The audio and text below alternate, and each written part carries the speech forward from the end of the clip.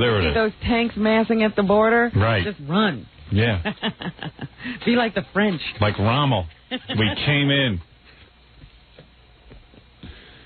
We flattened them out like a Japanese earthquake. Ron and Ron got hit by a Japanese earthquake. That's a devastation. Ron and Ron. They're still digging out. The two Rons.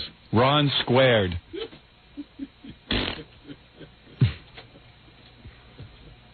Unbelievable. Like Colin Ferguson on the Long Island Railroad, we wiped them out. Right, Robin? That's right. When does he get around to O.J.? Yeah, like O.J. We sliced them off the planet. That's right. Like O.J. Colin Ferguson still breathes, and so does O.J. That's amazing to me. That's fair. But, of course, the woman who drove the two kids into the lake, she's going to get the gas chamber. Well, maybe. Yeah. She's going to be tried on that charge anyway. Well, I would say she's going to get it because she confessed. And she wouldn't even offer a plea yesterday. You know, when they told her, you have to enter a plea, her lawyer said, well, she's not going to plead. So the judge had to offer, put in a not guilty plea for her. Why wouldn't she plea? I don't know what they're up to. Ron and Ron had less chance than those two kids in the back of the car. Right, Robin?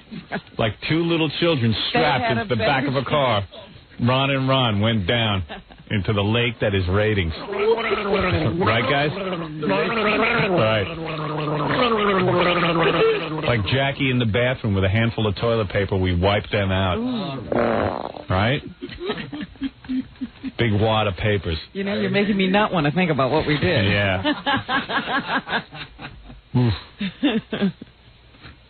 No, but with Susan Smith, I think you have to plead not guilty when when you could be executed. Diarrhea. So whether she entered a plea or not, they had to plead her not guilty. Wow. Good for you, Robin. Well, you know that. I'm just sitting here thinking. Good for you. How do you do it? In between writing a book and all of your other duties, you still know about Susan Smith. How do you do it? What are my duties? Your duties, your ablutions. Hello, Dominic called me last night. He goes, listen, you know what we're going to do for the Super Bowl party this year? This year, we go over to the hotel, we have a card game, and we watch the game. Who needs girls? You don't really want that. I was like, what? Get off my phone. Are you nuts? He wants to be your girl. Obviously a fat man talking. I was thinking about it. Whenever we go to Scores with Dominic, or we ever have strippers, or we have massage girls, Dominic doesn't do anything. I said, he's just so uptight about his body and how fat he is that he assumes that nobody wants to touch him, and he just stays away. He doesn't even bother. So girls aren't any fun for him. But he must get off on watching other people. That Honorable Elijah Muhammad is right. Nothing I have ever taken.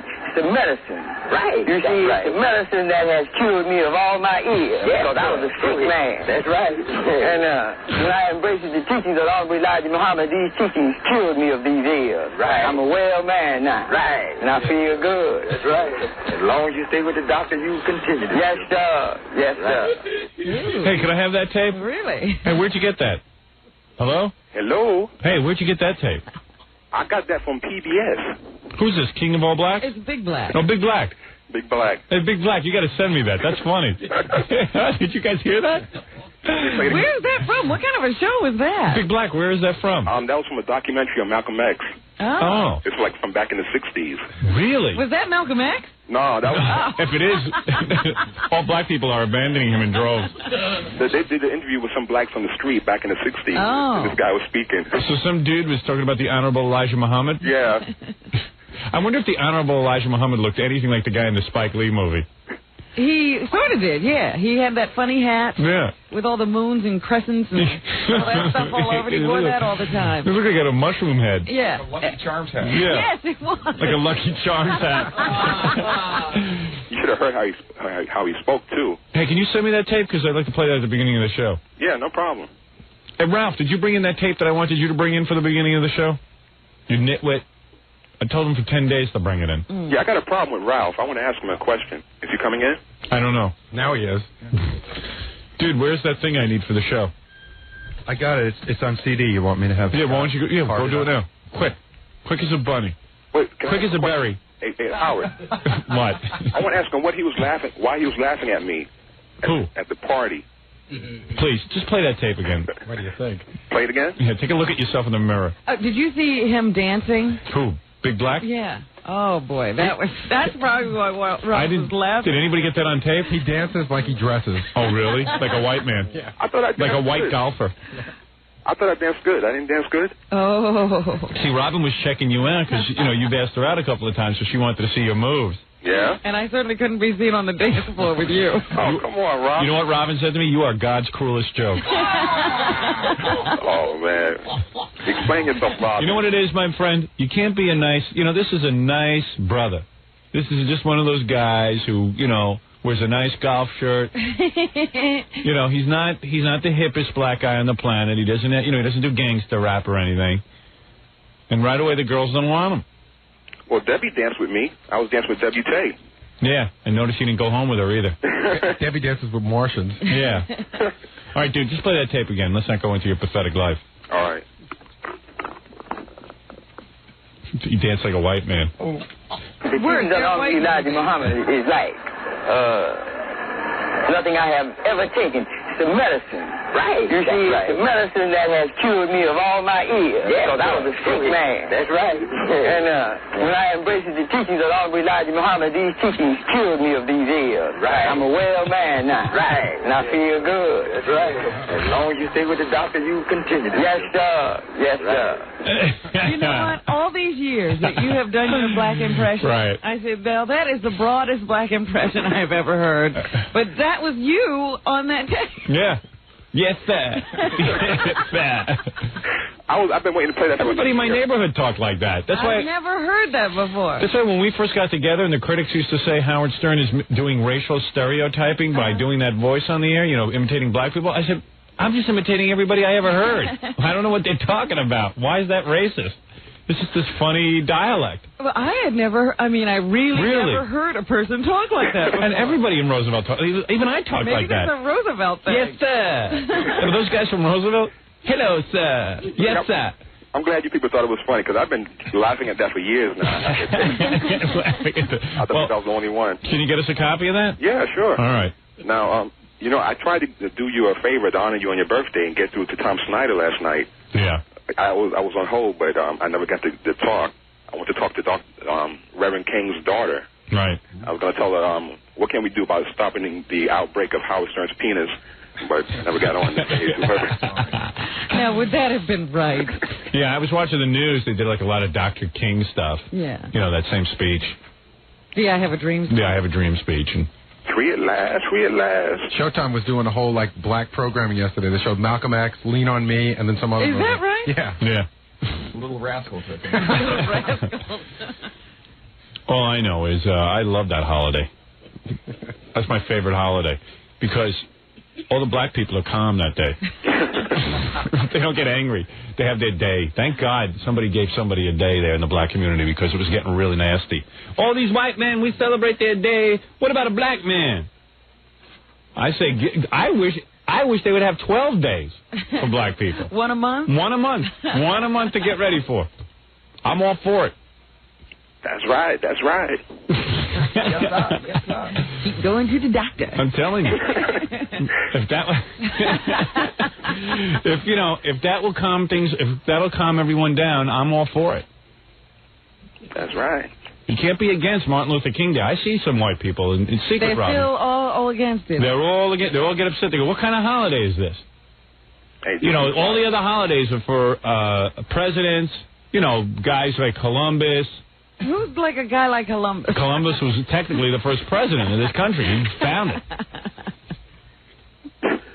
But at least this keeps the natives quiet, huh? Oh, I'm just saying, everybody needs a day. Do you understand psychology? Do you understand? Yeah, I majored Big Blackie, in psychology. Do you understand psychology? I majored in it. All right, you majored in psychology? What school was that? Bosie's. Bosie's. So what school was that, Big Blackie? Washington University. There you go, Washington University. So you understand what I'm talking about. Everybody needs a day. Washington University, where is that? St. Louis. Oh. Because the blacks, Washington University is in St. Louis. Don't figure that out. That's a screwy college. Hey, where's St. Louis University in Washington? Alaska. Well, all I know is, Robin, everybody needs a day. People don't realize this. You know what I'm saying? Don't matter what the guy did. Well, where is the Hispanic Day? Yeah, well, It's coming. it'll come. It's coming. You got your Irish St. Patrick's, your Italian Columbus. Right. Yeah. Well, St. Patrick's is not a national holiday. But St. the Irish, Patrick's is a... but the Irish treat it as if it is one. Well, that's business. They just take the day off and go to a party. And vomit. And what about the Japanese and other Asian peoples? Well, they have their own country, so... They have like don't the Chinese have a New Year and they take that day off in the middle of July. Yeah, but black people needed a holiday desperately. Because Martin Luther King isn't even the greatest black man that lived. Who was? The guy who created the cotton gin. That was Eli Whitney. Exactly. He was wasn't white. black. Oh, was he? Eli Whitney Day. But he stole it from a black man. Now, who was the guy who invented the peanut? George Washington Carver. George Washington Carver. Peanut. He thought of He took peanut shells and was able to give you a blood transfusion. 2,000 uses. One of them was You are so confused. he could take peanuts and make shoes out of them. I know that was one of them. Yeah, he actually took peanuts and made shoes. peanut shoe. Yeah, the peanut shoe. How many white guys have done something like that? The greatest guy was this George Washington Carver, who also developed some heart valve or something. No. Yeah. That was somebody named Drew. Oh, was it? Yeah. Nancy. Nancy. Now, hold on. I got my black history all confused. Yes, sir. Well, all right, very good. Enough about the blacks. I got to move on. Well, we played one of our Black History Minutes this morning, and I thought that was wonderful. Yeah. Well, we tried. It was Larry Fine helping Martin Luther King write his speech. Yeah, that's great. We should play that again. I missed it. Great. Hey, Howard. Yeah. Did you hear about the fight that King of All Blacks almost got into with this reporter from the Daily News? No, what happened? Gorilla should be able to tell you about it. He was there, too. All right. You know what? Let me move on. Is this any good, Gary? Do you know about this? I just know that there was an argument and almost a fist fight, but I don't know what it was. Really? Yeah, Captain James called this guy over and started talking to him, and then King of All Blacks was in the way, and he was telling the guy, hey, slow down, man, because he was screaming over him. This is going on at my birthday show. This is when you invite, like, wacky listeners to get in fights with newspaper reporters. Out of control people. Even though we had our number one role model. You know what was really cool this year? Since nobody could drink till 8 o'clock, and everyone was hammered by 8:20. They just tried to catch up. Yeah, right. That was kind of weird that no one could drink. I like it when the audience is drunk. Apparently there's a rule in the hotel. You can't serve liquor until 8 o'clock in the morning. You know, I have an idea in case you ever do another birthday show. I won't. Not that you would, but maybe the next time we do it from like a real studio with real seats so that the audience would actually have to sit there and be quiet and actually pay attention to what we do. You really think you want that? I don't know. You really think and then for that. then it would be funny to see what they laugh at and what they applaud at. We've never actually done that on radio. That's true. You know, I was just thinking about that. We might find out for the first time that we're really not as funny as we think we are. It might ruin our careers. Why would you want to do that? Yeah, you know what? Screw that idea. But everyone has to get E and see the show, man. It's great, especially the midgets dancing. Did you see the birthday show? I didn't see it on E because I don't get E. Oh.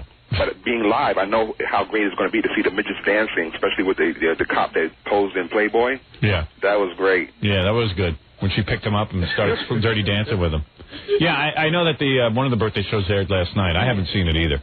Frustrates me that I can't get E. Have you seen, there's a photo, you know, we had pictures taken at the birthday show. Have you seen the photograph of the littlest midget, Marty dancing with Carol? Yeah. And he's got, I don't know how to explain it, except to say you could see how excited he is. Yeah, right. Oh, is he really aroused? Oh, my God. Really? It's just unbelievable. Is it huge? Well, yeah. Really? For a little guy. For a midget. Relatively speaking. Relatively. But you know what? Also in those pictures, you see how many liberties you can take when you're that little. Oh, right. Yeah. You can do whatever you want. Hands all over. Yeah, it doesn't matter. He was like upper dressed. Yeah. You forget that it's a guy. Yeah, he was right in front of me. I couldn't believe what he was doing. When a midget starts feeling up a girl on the dance floor, it's like, oh, he's just a midget. Yeah, who cares? isn't that cute? Yeah, he can't do anything. Like a toy. Yeah, it's just like a puppet. I mean, because after a while, she just picked him up and started dancing with him. You know what we ought to do? We ought to take Marty one day for the E! show, dress him up like the Jackie puppet, and then all of a sudden, like, have him start moving around in the chair a little bit. You know what I mean? It's like freak people out. Hey! I came to life. Pinocchio. Anyway, okay, so let's wrap up. We all agree that who agrees with me that the Martin Luther King Day was absolutely necessary, or black people would be totally pissed off? I do. All right. In fact, you know what they do around you know what they do around the country now? They did it in New York yesterday. Yeah. What? NBA has afternoon games, so everybody who's off for the day can go. Yeah. Like the Nets played the Knicks at 1:30 in the afternoon. Right. Afternoon basketball game? Yeah, because to honor Martin Luther King. I told you. You know what somebody said? I heard one of the news or the sportscast this morning, and I guess the Knicks beat the Nets. Right. And the sportcaster started off the story by saying, I guess the Nets didn't want to play on Martin Luther King Day. Yeah. Oh, did you notice crime was down yesterday? Did you see? No. Oh, yeah. Everything was down. Well, everything was down. Is that true? He doesn't know. He's making that up. No, that is true. I do know. I'm telling you. Nothing happened My to job me. to do like that because all the blacks were at home. The next big holiday will be the George Washington Carver holiday. I'm telling you, this was the greatest black man that ever lived. This guy invented 390 uses for the peanut. And, ironically, George Washington Carver died not knowing that you can eat peanuts. That was the wild thing. The guy never figured out that you could actually eat the thing. One thing we could all figure right. out, he missed. He's making shoes. He made cigarettes, oils, everything. cancer treatment, clothing, rope, Venetian blinds. toothpaste out of peanuts, and he never knew you could eat them. You got to get a real history book and see exactly what he did discover. We did that once. Yeah, we ought to get that again. That was pretty good. I forget already. It was kind of funny because he did everything with the peanut. Right. Except eat it. Hey, if OJ gets off, I hear there's talk of a Johnny Cochran Day. All right. Hey, thank you, Big Black. All right. Also, I'd like to thank Jan. Oh, come on. King of Cable's on the phone. Yeah, he made a couple of phony phone calls last night. King of Cable? Good morning, Howard. Good morning, Rob. Good morning. Good morning. First, I called On the Mark, which is a simulcast on C-SPAN, and when I call this guy normally, he, censors me off on the radio, but all of it got out on C-SPAN. All right, let me hear that. Okay.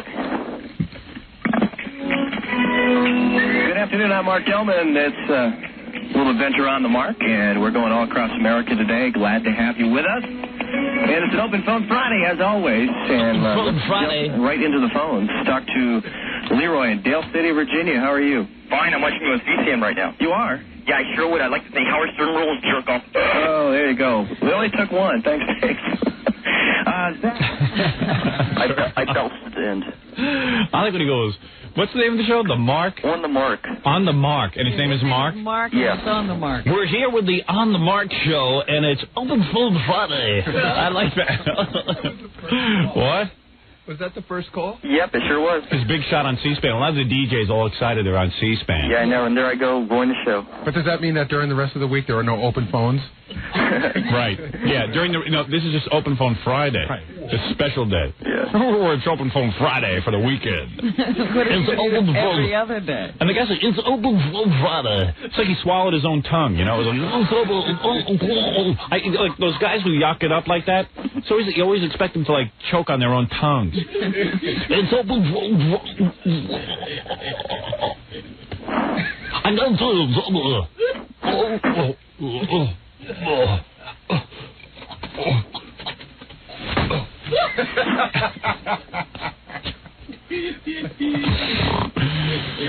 It's open. I gotta hear that guy again. It's on the Mark. Just take the first couple of lines. Okay, sure. I don't need the phone call. It's on the Mark.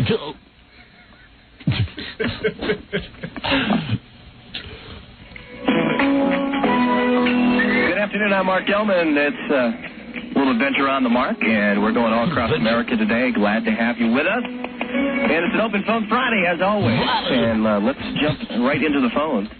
Let's jump right into the phone. We're jumping into the phone. I think he's got the microphone right down into his lungs. You know. It's Open Phone Friday. We're on the Mark taking a little adventure. Little adventure on the Mark. We're taking a little adventure on the Mark. Where's that show from? It's from Arlington, Virginia. Wow.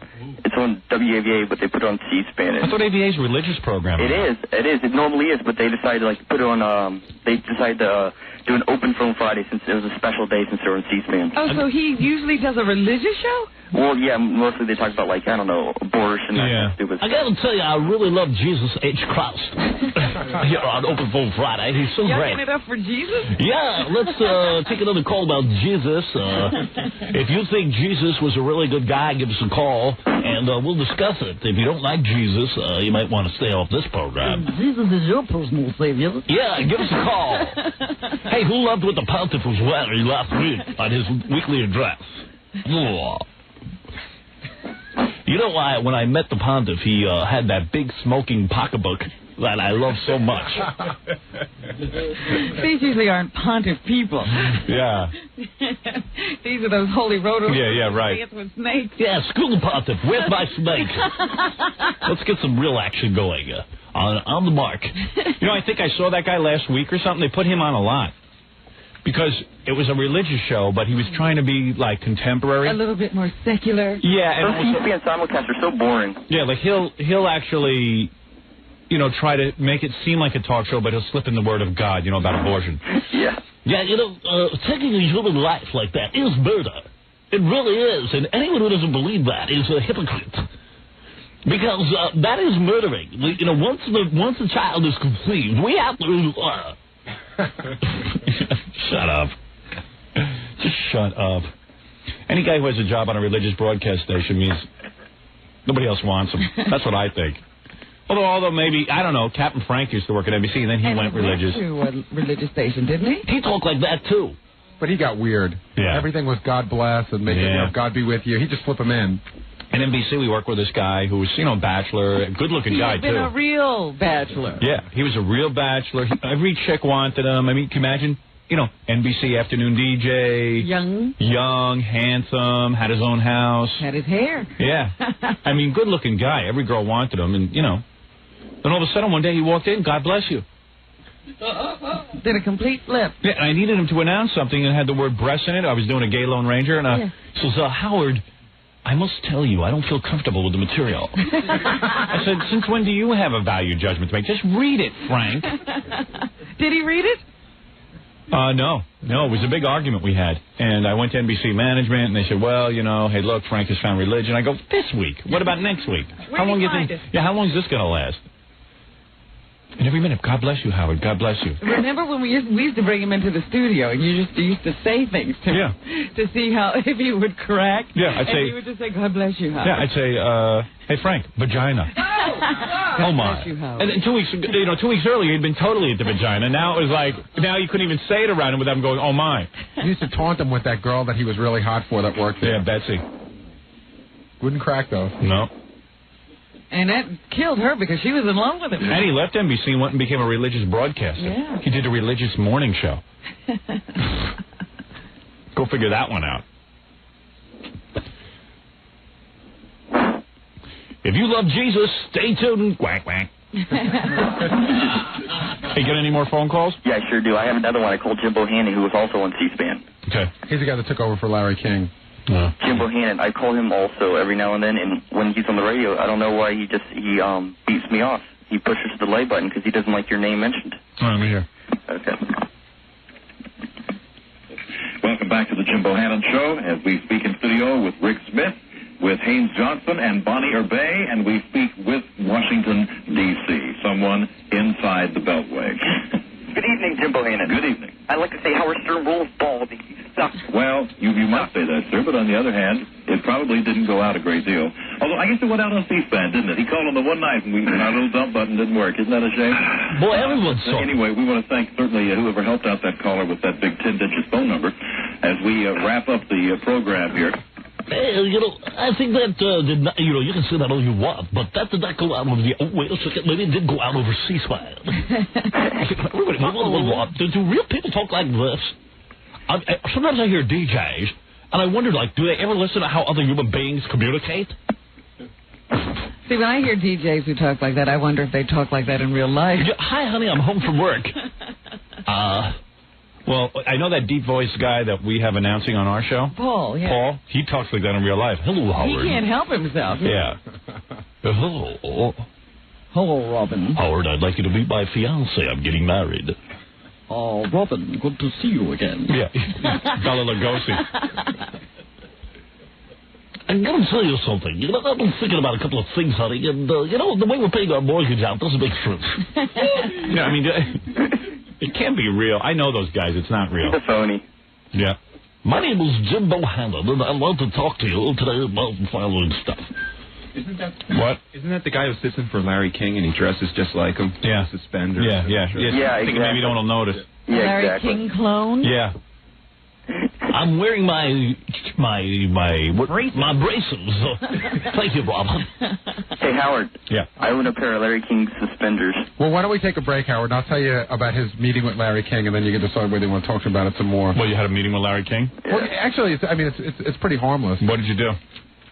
I just met him, and, like, inside his office, he's got a picture of you. I took a picture of the picture that he's got. Well, hold on a second. He ran into Larry King and told him he was a broadcasting student, so Larry invited him to spend the day with him to see how real broadcasting works. Really?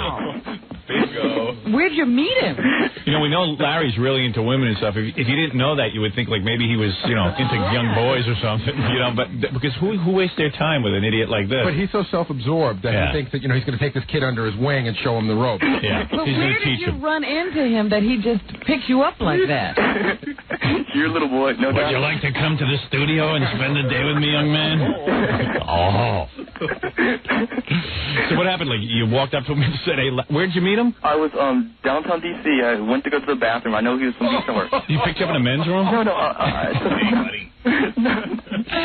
go into the elevator, and there's this little guy in the corner of the elevator. This little guy, you know, like, scraps over in the corner and is Larry King in the elevator. Larry spent the whole day with him. Well, wait a second. So Larry King's in the elevator, and what do you say to him? I said, hi, my name's Leroy, which is not true. I go, blah, blah, blah. I'm a broadcasting student, big fan of yours, so on, so on. And and he says, well, we start talking, and he said, well, I spent the day with him at the radio station, just doing an appearance set, and then he invited me to come over to the CNN Center to his live show that night and everything, and he, you know. And then in his office is a picture of me? There sure is. Really? I took a picture of that as proof. I got plenty of good pictures of Larry. Why would he have a picture of me in his office? He's got a picture of... Because he worships me. Who knows? He's got pictures of his wives in there and everybody else. All the wives. All the people he hates. All the wives and me. No, also he's got pictures of himself and, like, Ross Perot and everybody. Yeah, I know. He's really impressed that he knows all these people. That's why it's so sickening that he even has that. If he didn't have that job on CNN, he'd be gone. It'd be really funny to watch the demise of Larry King. Well, anyway. All right. Hey, I got to go unless you got more phone calls. No, but happy birthday. I'm sorry I wasn't there and everything. Okay? All right. Thank you, my friend. Bye. What do you need to be at my birthday for? Now, Jim Hall with the National Transportation Safety Board. Jim, what can you tell us at this time? Good evening. How are you doing? Fine, thanks. Well, it's a lot of hectic right now. It seems the flight went down while we're heading to Raleigh-Durham Airport. So far, we believe that there's no survivors, and everyone on the plane was too busy listening to Howard Stern and Baba Booey. Jim, did we lose the call? All right, we'll try to get further information from the NTSB as the evening goes on. As we say, the weather at the Raleigh-Durham Airport tonight was not particularly good. Karen McGinnis joins us now with an update on that. Karen? Did we lose the call? Oh, my. Wants him back on. Yeah. We'll try to get some more information besides that Howard Stern Baba Booey. Yeah, why did the guy go into that? All right, let's take a break, and we'll be back right after this. We'll return to the Howard Stern Show after these messages. 97.1 The Eagle. 6:51 at The Eagle. This is Brad Baxter. It's 6:55 at 97.1 The Eagle. Howard Stern. Hold on. Howard Stern. I just slipped into a coma. That's okay. I just slipped into a coma, Robin. You know, after you do the third or fourth live commercial, it happens.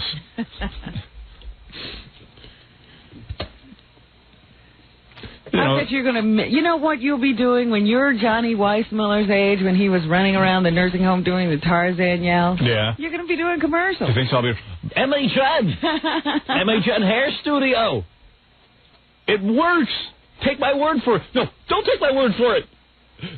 Dial 1-800-835-HAIR!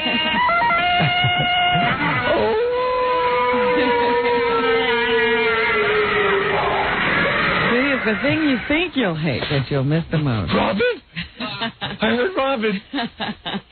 Robin? Bury me with my microphone. Like Bela Lugosi with his cave. Wait. I heard Jackie. Oh. I hear Jackie. It's the old team. They've come back for me. We're going to do it again. Who's going to go first, do you think? Out of the group? Yeah. Logic would tell us Jackie, because he's the oldest, and also he takes horrible care of himself. But he's the happiest in some respects, because he smokes his pot and he has his beer. Yeah. And he's really excited. Keep him alive. Yeah, and he's really excited about clams. You know what I mean? It's like, the beach. The beach is my lifeblood. And plus, genetically, he comes from good stock. I mean, his mother hangs on. How many years has she been around? She's 98. She's 100 years old. She's an even 100. I think he's lying about her age. I think he shaved 2 years off her.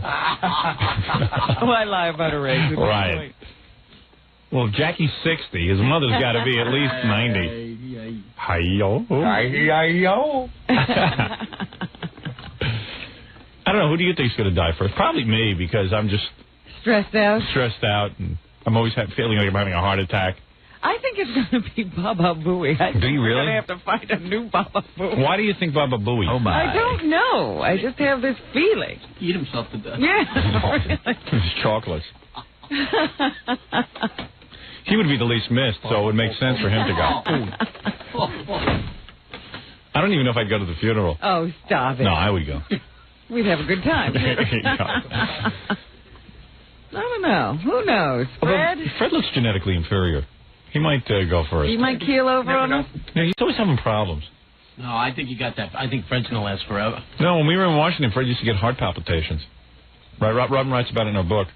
Well, that was from chopping down trees. Right.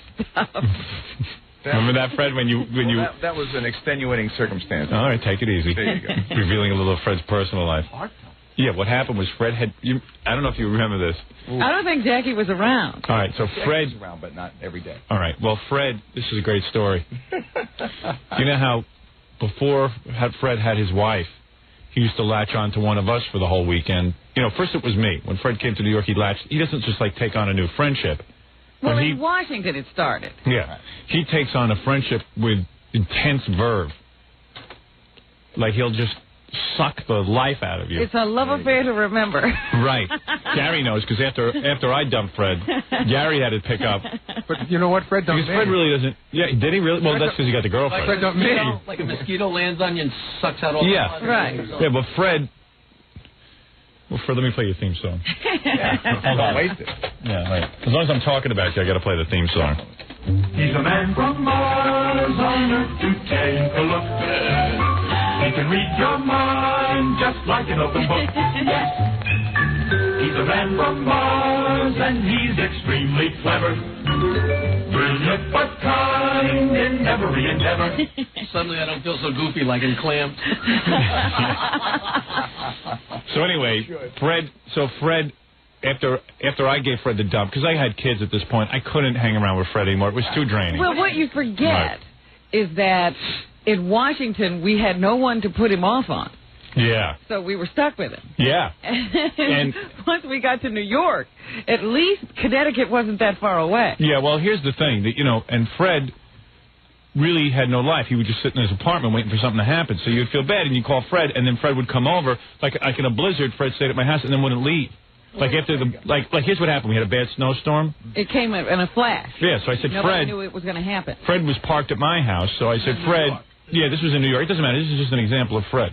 So, I said to Fred, stay at my house for the night because it's crazy. How are you going to get your car out? And it's too dangerous to drive. Well, it was worse. Fred, it was snow. There were 12 inches of snow dumped on the city in an hour. Right.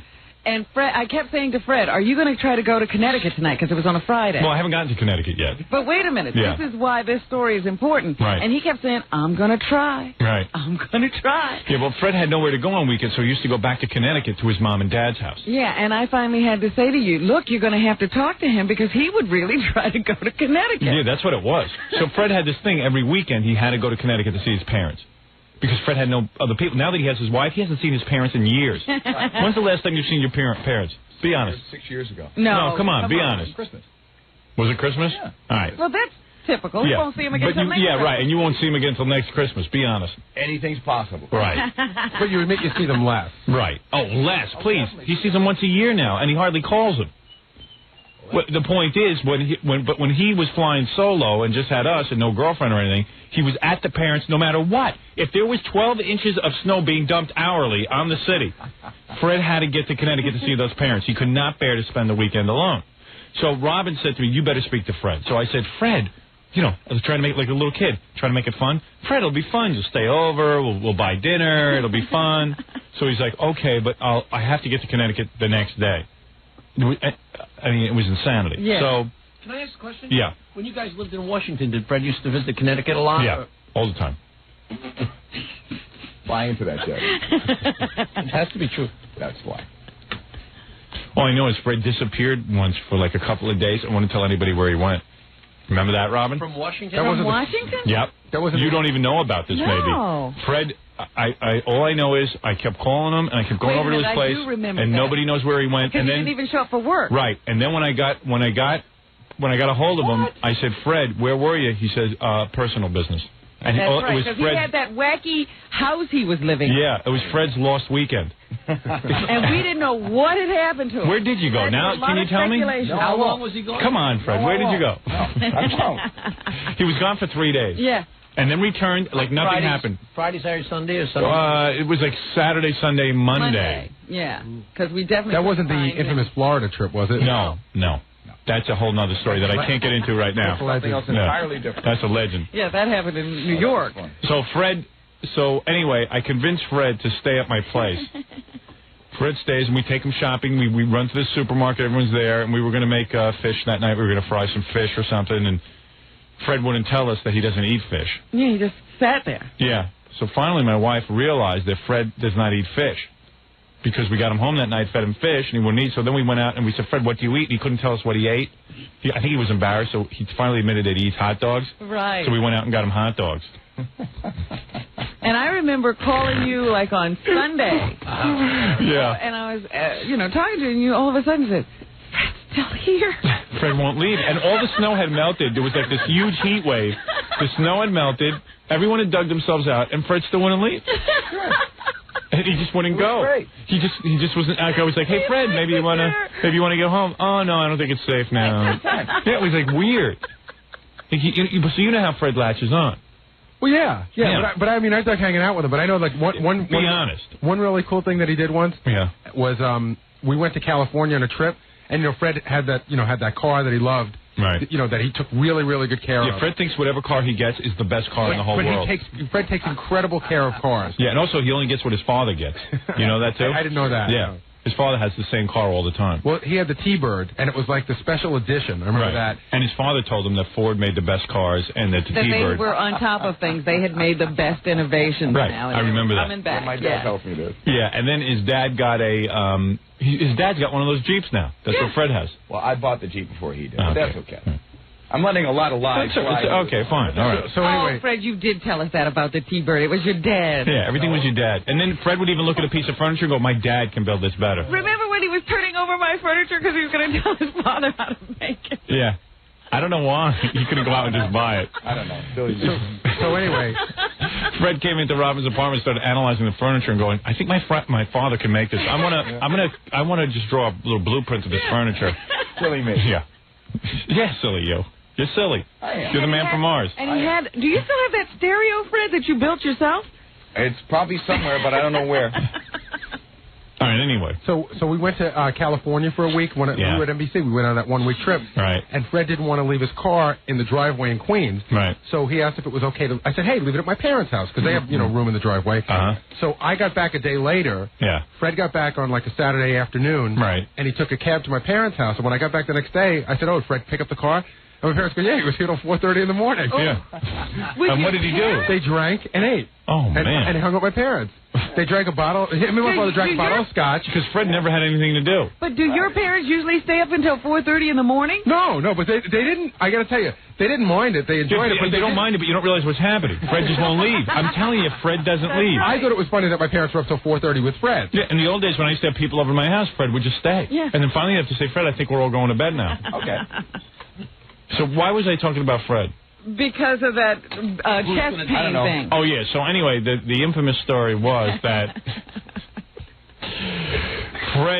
Fred ran up to his parents' house on the weekend, as usual, and he always used the excuse that his parents needed help around with chores. Well, his big thing was, I know, was he had a lot of times he had to cut the lawn. Yeah. Right. This had to be the most manicured lawn But I think ever. it was, I always got the impression that Fred was on one of those like John Deere things that you drive, like that you sit in. Right, like he was plowing like a back big 40. one. Yeah, I don't know what Fred was doing, but all I know is Fred goes up there and decides he's going to chop wood.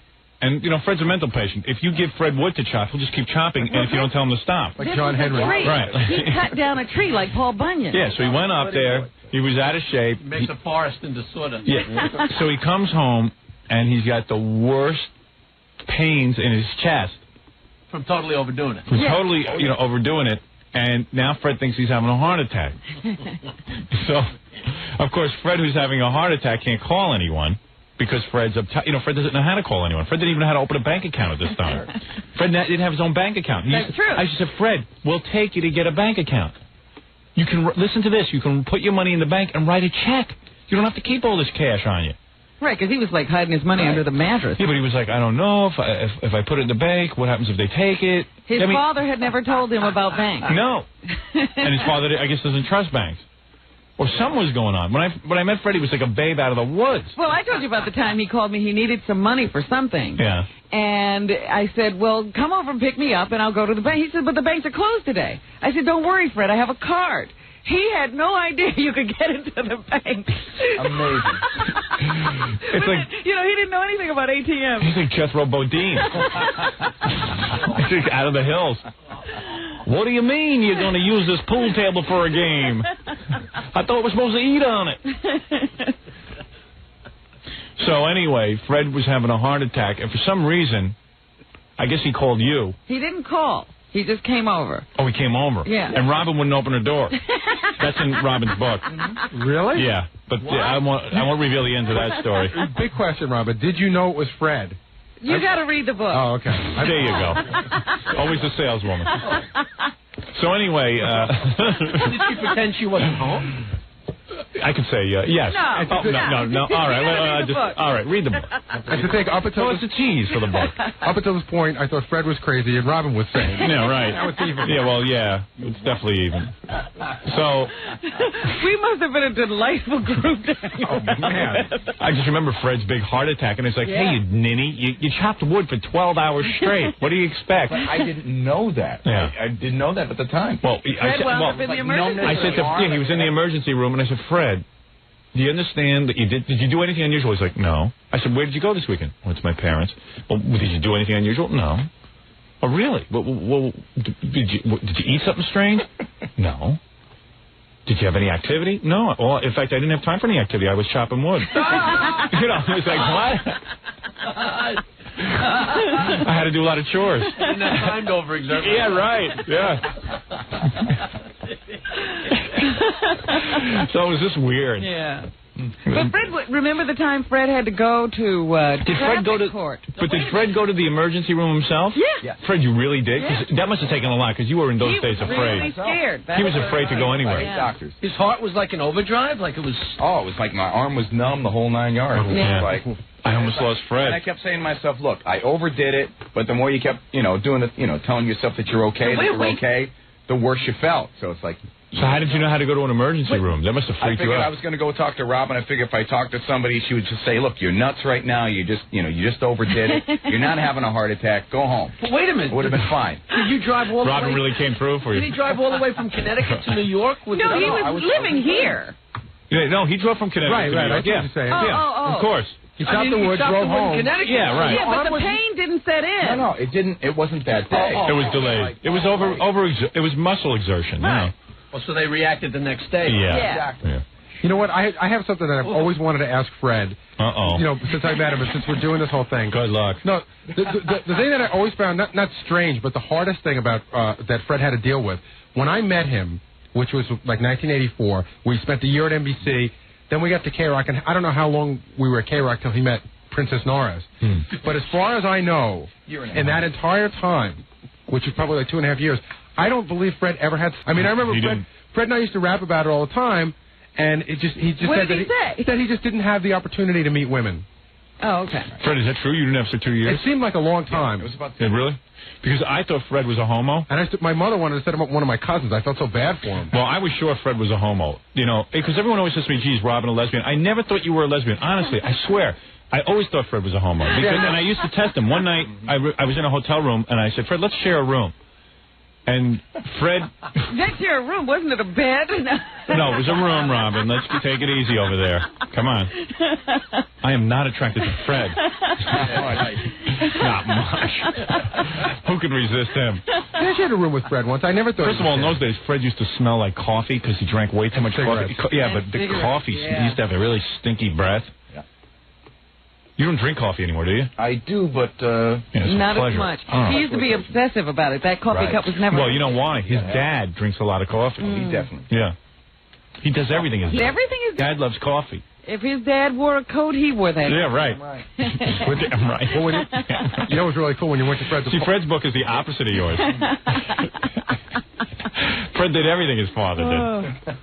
So anyway, I was convinced Fred was a homo because I knew some good-looking girls who wanted him, and Fred wasn't even reacting. Remember that one girl who hung around with Fred and listened to him play that silly guitar and she thought he was singing to her? Now, she was nice. Come on. She was a piece of ass. She was a piece of ass in Washington. Very nice. A piece of ass. Is this the black woman? Yeah. And she hung around, I mean, hours. She was like, Robin, well, we just talked and talked. And she didn't know Fred would just talk and talk. I would have taken this girl and given her a workout like you wouldn't. This girl was throwing herself. She was like pressing her lips up against Fred, doing anything. She has a body of a Barbie doll. And you never asked him about it? It's just...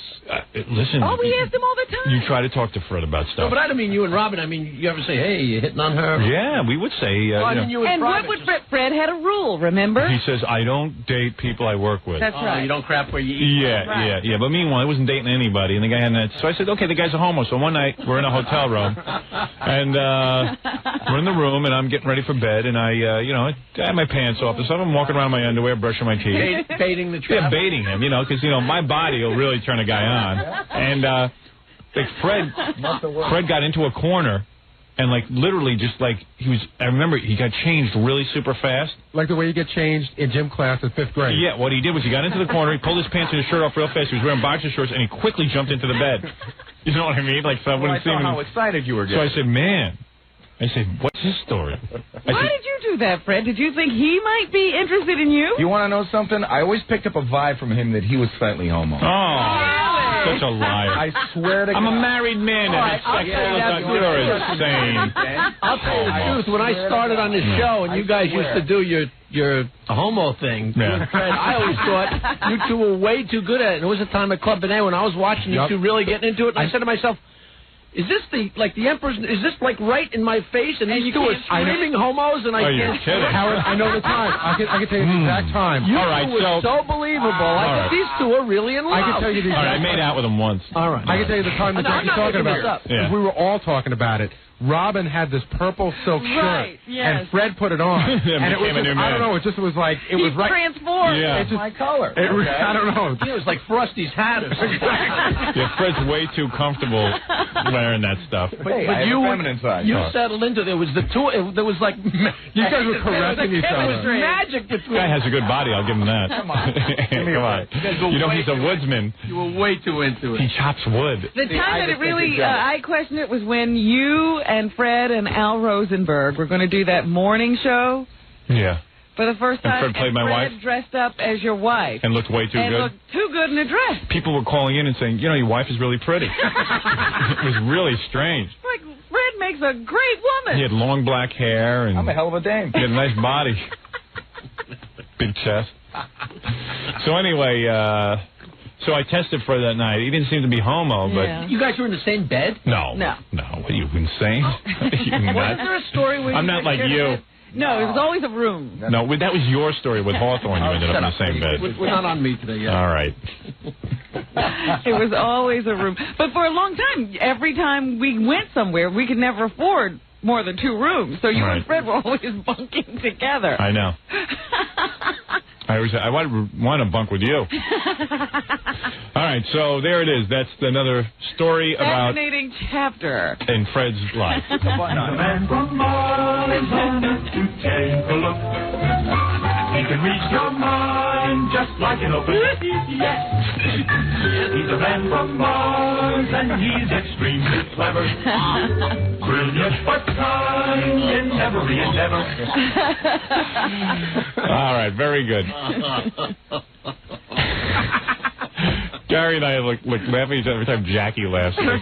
Jackie's way too into it. He enjoys it too much. He just did 3 separate, distinct laughs. No, you know what it is? The whole time you're talking to Fred, I have thought this whole thing was so hysterical, but I'm absolutely paranoid because one giggle from me could make the whole wind shift and make the whole thing come on me. So I'm just like... Right, you got to be quiet. All I got to do is like, whomp. Bye-bye, Fred. Hello, joke man. Jerk man. All right, very good. So there's a little insight into the... people love Fred and love to know what he's up to. You know what? We don't know any more about Fred than we did. Do you imagine Fred, though, going without for 2 years and, like, having the, the availability of all these women? That is really... When we were at NBC, you could walk through the intern office there at night where they made all those telephone calls, and it was all girls. And they all they were all arguing about who the thing is, liked the guy, more. I mean, I understand why I'm going crazy. I have women throwing themselves at me, and I'm married. He was single. Yeah, and he refused to give his favors to any of them. You know who his girlfriend was for a while? Who? The Vietnamese woman across the street in the deli. Yeah. Fred used to go there like every night and get dinner, and there was this like pretty cute Vietnamese girl. He would go and rap to her a lot at night. Oh, yeah? Really? See, I didn't know that. But I mean, they weren't a couple. Did he ever ask her out? No. They just would go talk to her all the time. Right. Dating the enemy, huh? Sorry, man. Sticking with the enemy. Sorry, I didn't go to Nam. Yeah, well, I did. I don't like that. Getting secrets. Yeah. All right, let's take a break. You're listening to The Howard Stern Show. 97.1 The Eagle. 7:18 at the Eagle. This is Brad Baxter. Eagle weather partly sunny today. A high of 65. A little wet right now, but it should get sunny by this afternoon. Tonight, cloudy with a chance of rain and a low of 47. Tomorrow should be pretty wet, and we should only see a high of about 47. Right now, it's 59 in Dallas, 56 in Fort Worth. Checking traffic for the Comedy Defensive Driving School in Dallas. Harry Hines near Motor Street. Police responding to a disturbance reported at a protest in the hospital district. Injury accidents reported eastbound 175 CF on at Ed Road just north of Beltline. Southbound I-35 Stemmon Service Road just past Justin Road. Care flight on the scene of a wreck involving a turned-over car. No delays, even though the service road is blocked. Northwest Highway at Marsh Lane near the Target store. Injury accident there. Also Ferguson at PV. Police report a school bus involved and is reported to be on fire. Eastbound Forest at Abrams. Northbound Harry Hines at Wycliffe. The right and center lanes blocked. Watch for delays there. And westbound Davis at Loop 12 Walton Walker. Injury accident there as well. And a signal malfunction. Northwest Highway at 75 Central. The lights flashing red. Traffic very slow in all directions. And that's traffic. I'm Brad Baxter on 97.1 The Eagle. Hey, it's me again. Your car. It's yellow. It's yellow. It's yellow. It's red. Now you need to call Comedy Defensive Driving School at 8 Comedy. 97.1 The Eagle wants to throw the biggest and best funeral Howard, Robin, and the boys have ever seen. And we need your help. Show your support of the Howard Stern Show by putting a Howard Stern bumper sticker on your car. Pick up your free Howard Stern stickers at any high-tech car audio, the cellular phone store in Bedford, Richardson Bike Mart, and any American Honda Superstore. Fill out the entry form on back to enter a daily drawing for Howard Stern t-shirts. The Howard Stern bumper sticker from your Pure Rock station. 97.1 LOWERS. You're listening to The Howard Stern Show. Once again, Howard Stern. Yeah. Thank you. Jackie Jokeman. To order Jackie's Wild Comedy CD or cassette, it's $10 plus $3 shipping and handling. It's a Jokeland special going on right now. You buy two, you get one free. Hard to believe that he can make a profit doing that. You could buy two CDs for $10? Seriously? No, it's 3 for the price of 2 if you buy. You buy 2. Oh, for $20, you get a good deal. It doesn't sound as good as what I thought. What's the difference? Call 1-800-323-KING. Who needs 3 Jackie CDs? That's what I was going to say. Well, gift giving. With 3 of them? Gift giving, right. Excellent gifts. Can you record over them? That's not CDs. The cassettes, if you put a piece of tape on. All right, so then it's worth it. Oh, you do actually push that little thing out. Yeah, when we buy one of your tapes, do you push the little thing out? That's what Nancy's mom does all day. Is that right? Push out those little tabs.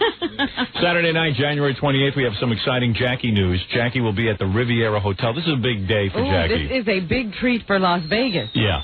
The night before the Super Bowl. That's right. That's Las Vegas, Nevada. For raunchy jokes and info, call 516-922-WINE. Remember, 516-922-WINE is not a pay service. Good for you, Jackie. Congratulations on all your excitement. Oh, you're wonderful. You are wonderful. I am. I don't know. I tried to say something nice. But you can't do it. Hey, by the way, I received a fax, and someone says to me, hey, Howard, what the hell is Governor Pataki doing meeting with that fat truck, Reverend Al Sharpton? Is he on crack with Oprah or smoking joints with Angry Jackie? You're his pal, Howard. How about finding out? I'm worried now. This is from Johnny. Johnny is a listener of ours of 12 years. And Johnny, listen, read between the lines, pal. Pataki knows what he's doing. He's got to do that. It's Martin Luther King Day. He's got to meet with somebody black. You got to be seen with somebody black on Right. Martin Luther King Day. Everybody was with somebody black yesterday. Right. Even I was with somebody black yesterday. So the point is... That's what you do on that holiday. Yeah, use your head. It's not like he's going to do anything about it. He's still going to ignore black people.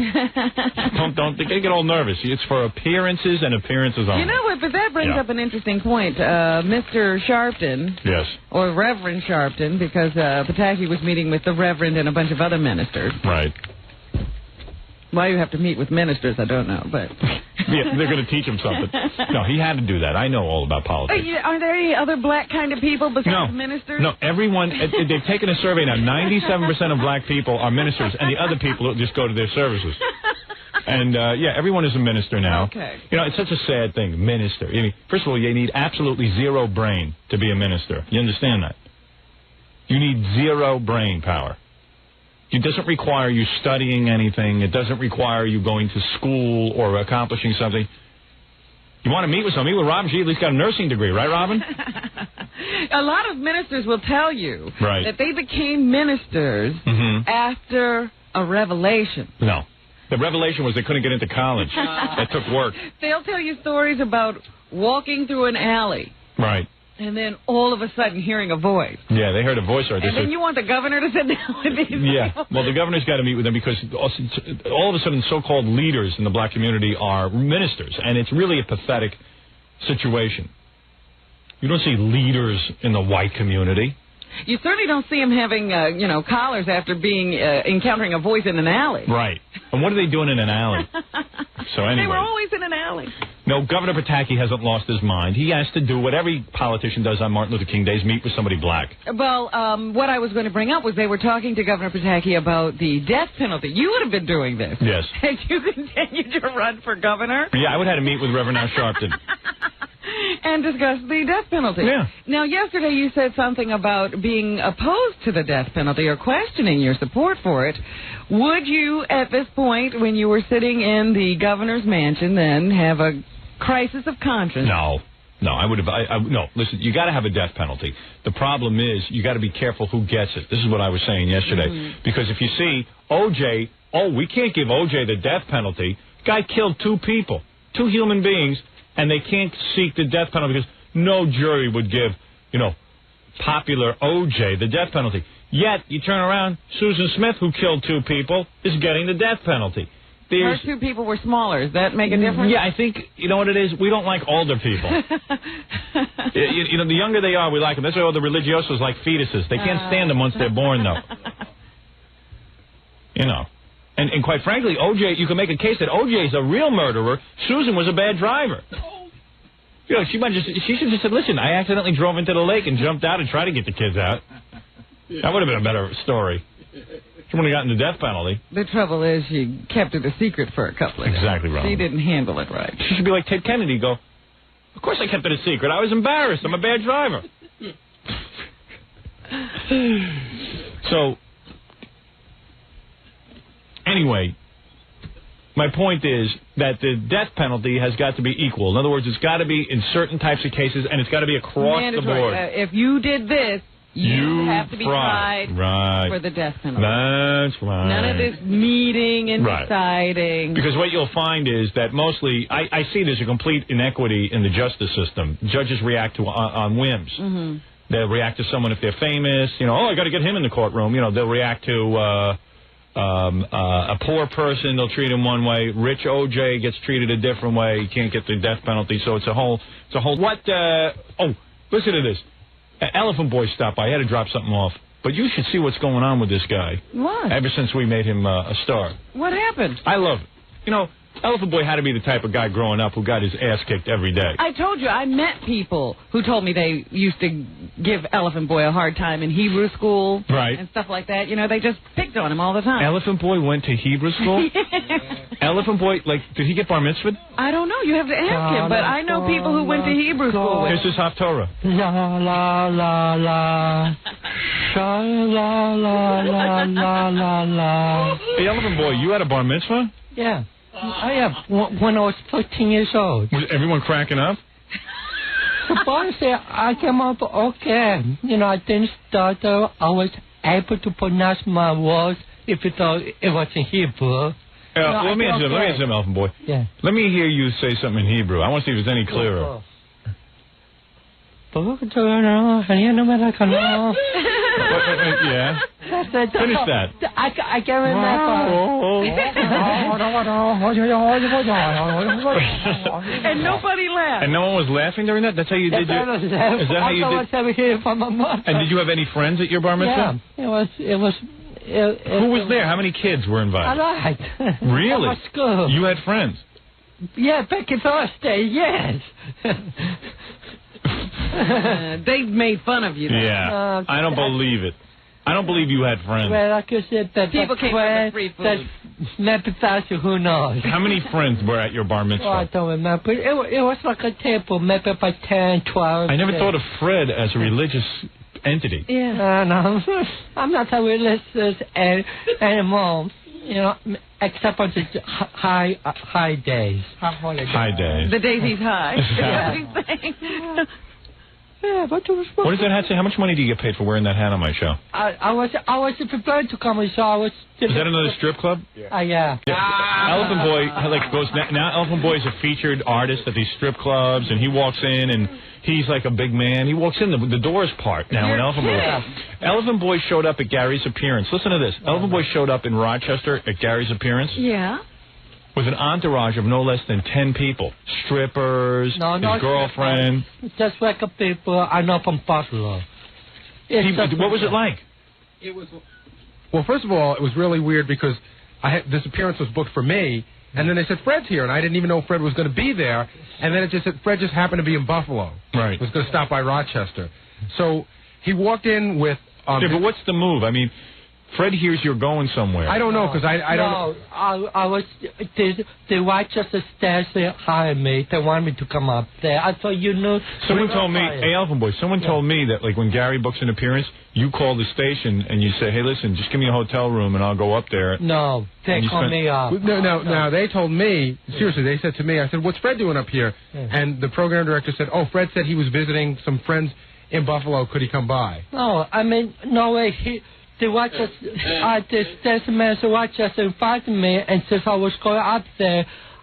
That would be my chance to meet with my friends from Buffalo. You know. All I know is he shows up with an entourage of 50 people. He walked in with about 10 people. There was his girlfriend. Yeah. There was some guy dressed like Sam Kinison, you know, fat guy with the long coat and the beret. Yeah.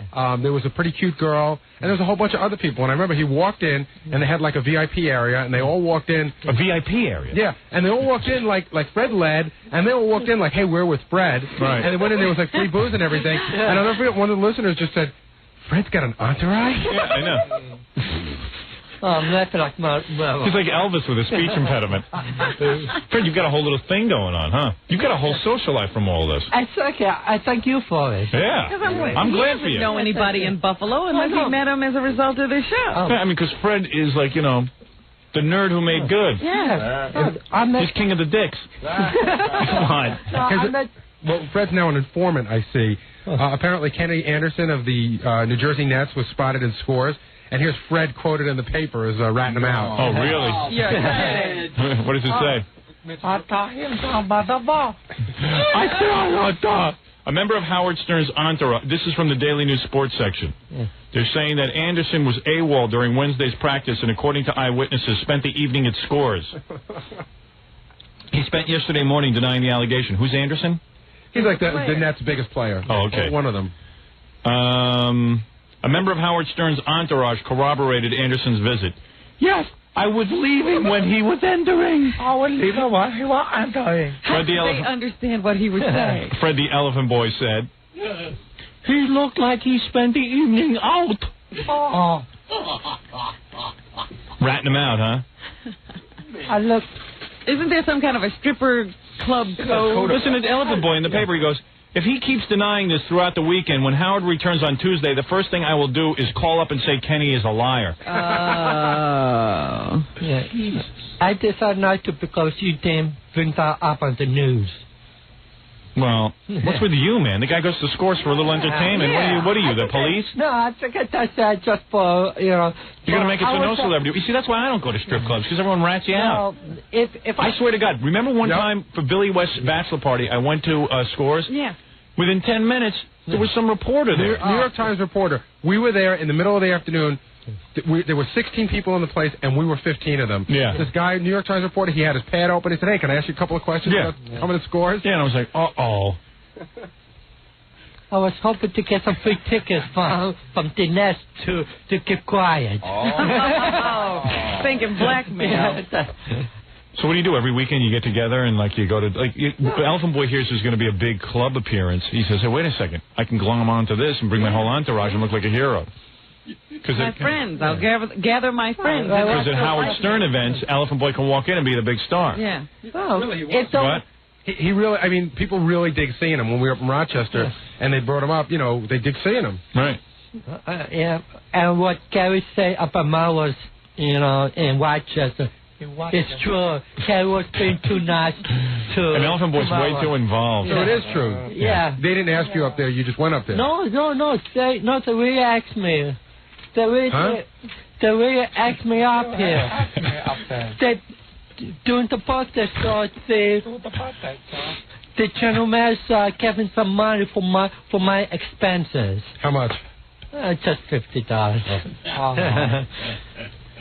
How did he get up there? I don't know. I drove.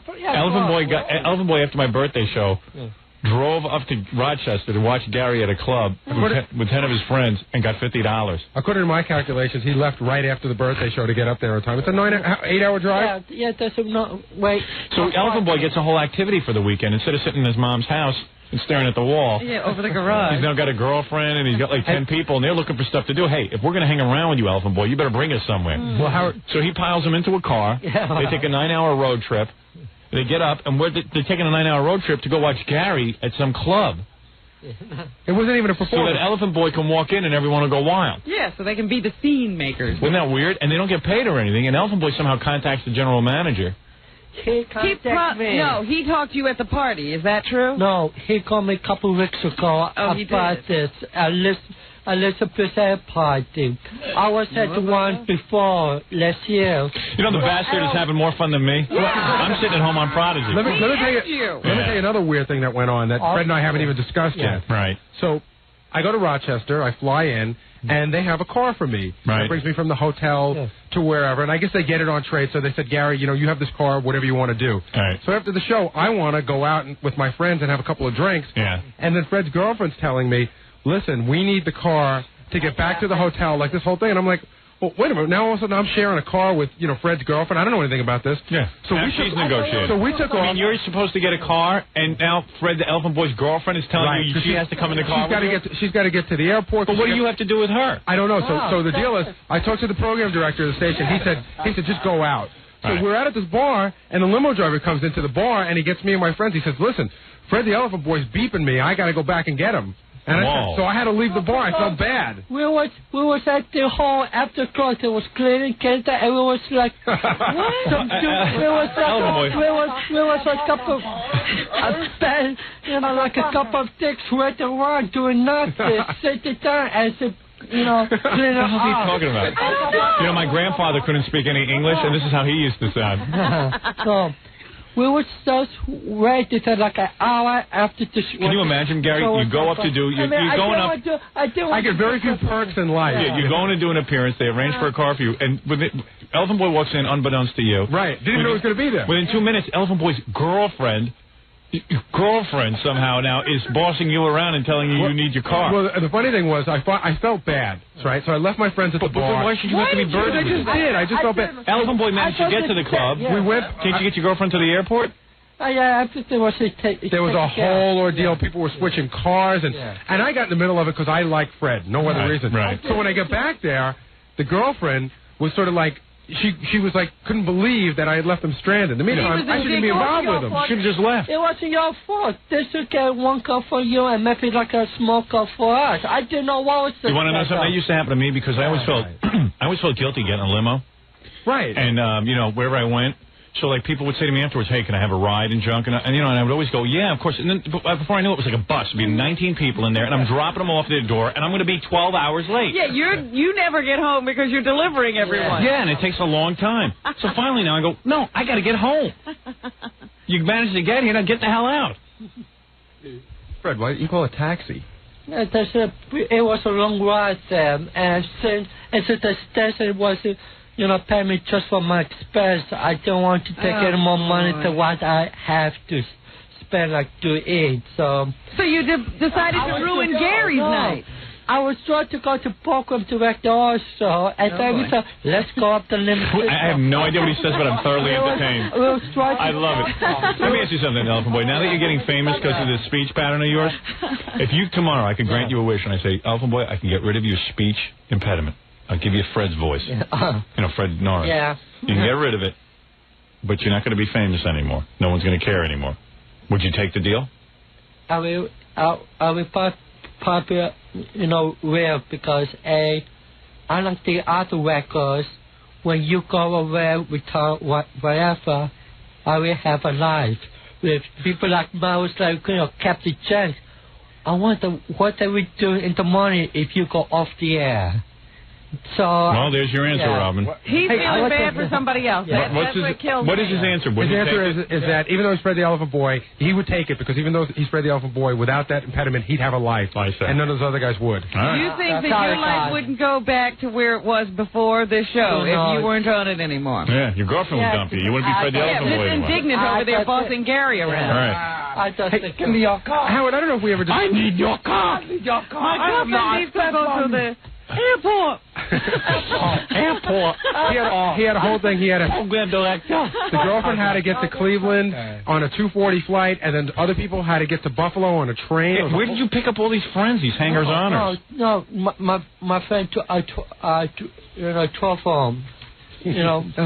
What? My friends from Buffalo 12 home. That was. How did you make friends in Buffalo? When I went up to Buffalo on the Buffalo. Buffalo. Buffalo. To meet the coffee. Okay, excuse me, I'm speaking. To meet the coffee from California, I made some friends there. Is there any state you can pronounce? California. Maybe you should move to a California. California. Buffalo. But Fred's got all these weird things going on because the next morning we had an 8 o'clock flight, so we were up at 7:30 in the morning, and we were all out pretty late. Yeah. And there's Fred roaming around the lobby of the hotel, and one of his friends from Buffalo, this girl who's pretty cute, right? She's roaming around too, and I don't know, her car broke down, and she needed to spend the night in Fred's room. But nothing happened. My friend even said, he doesn't. Fred's always getting teased. He's always sleeping with these girls, but never getting them. Yeah, what a life. Well, it's better than what he was doing before, which was sleeping in his mom's house. Believe me, before this show, I was quite busy in my room. In your room? Yeah. with my girlfriend, mind you. Hey, Howard, I don't know if we ever addressed this on the air, but I've always wanted... No, Fred, I mean, have you ever... Everything that could be possibly done to try to correct your speech pattern has been done? Is there anything else? Is this something I can do for you? When I was young, I used to start to watch this. Can I see your tongue for a second? Let me see your tongue. Let me see your tongue. It's normal. Yeah, no. I think I told you once before, you know... I think you could improve your speech. Well, I was told now, we did not back then, that what I have is a very sort of form of cerebral palsy. Really? How to affect my voice. What? He's saying he thinks he's got cerebral palsy of the mouth. Like a cleft palate or something. No, he definitely has some nerve deal going on there. Yeah, you're missing a synapse. I'll tell you that. What are you looking for, a telethon? I got cerebral palsy. You don't got no cerebral palsy.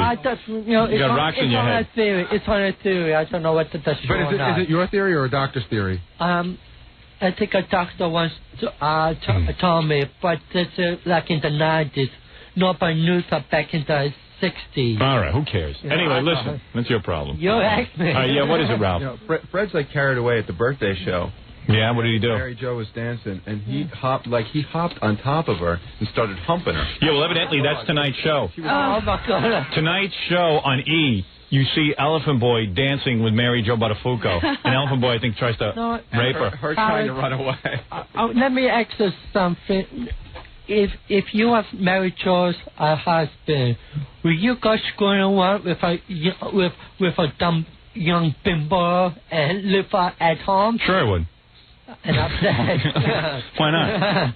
What's he talking about? I don't know. I think he's trying to say that he likes Mary Jo Buttafuoco. Right. Mary Jo's nice, but... Yeah, and I finished sort of red Joey, so nothing more... Well, all right, I can't say. I don't know what what did he say? He's telling Joey that he has nothing to worry about. Yeah. Right, okay. I say this. The rain in pain fall mainly on pain. Let me see if you can say that. The rain in Spain falls mainly on the pain. All right, there you go.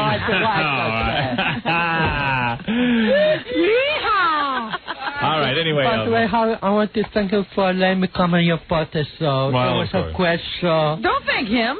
Gary and Robin, you also. I'm so sorry. I'm so sorry. Robin. Leave him alone. The guy's got some problem. Every year, I always say, nothing can top it. And next year, you always do. Oh, well, thank you. Well said. They understood that. All right, very good. Fred, I know you can't do anything about the speech, but did you, maybe bathe? Why, did you smell? I'll get a whiff, man. Yeah, you stink today? Don't smell him, Howard. If Papa was not used to those... No, it's you, man. No, somebody smell him. Does he smell? Elephant Boy shaves weird, too. Like, he's got the whole side of his neck is like these long hairs. Yeah. Like he misses them. And he misses chunks of he misses chunks of his beard. Even my girlfriend says about yeah, sloppy shaver. Yeah, he shaves like he talks. How often is he seeing that girl? She still is in Cleveland, right? Yeah. Well, she was with me this week, and Papa's show next month. What is it? What is it, Papa Booty? No. You know who's on the phone who says he can help Elephant Boy? Who? Sam Twat. Oh, really? He's the one who... The famous speech person. Hey, Sam. Hi, how are you, Howard? Pretty good. How you doing? Okay. You're saying you could help Elephant Boy get rid of that? Yeah, we'd give him a ride. Let me tell you something. If you could get rid of that, you would be a genius. I think it's a genius. This is the guy who, teaches people, famous actors, dialects and stuff. Meryl Streep, Robert De Niro. Hey, can you help him out a little there, Sam? Tell him to say something. Oh, geez. Well, try the rain in Spain again. The rain in Spain falls madly on the plane. Are you sure? You know what? Well, let him help you. He's trying to teach you something. This is going to be uphill, Howard. Yeah. Now, Sam, someone told me you're controversial in the sense that you punch your people in the face repeatedly until they speak right? Well, no. Actually, what we do is we tie them by the ankles and we suspend them from the ceiling. It improves the circulation. Now, Elephant Boy, Sam is one of these guys who literally can help people like you. How long do you think it would take, though, Sam? Let me answer that. This could be a life project.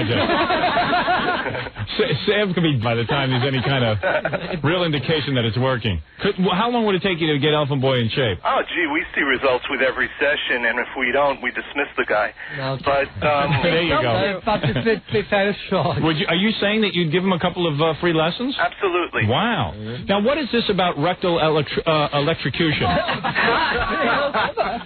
That's the secret approach. And Sam, can we send our e-cameras to cover this? Yeah, sure. Wow. I'm for it. Are you for it, Elephant Boy? Yeah. Look, what is one of the exercises Elephant Boy will be doing?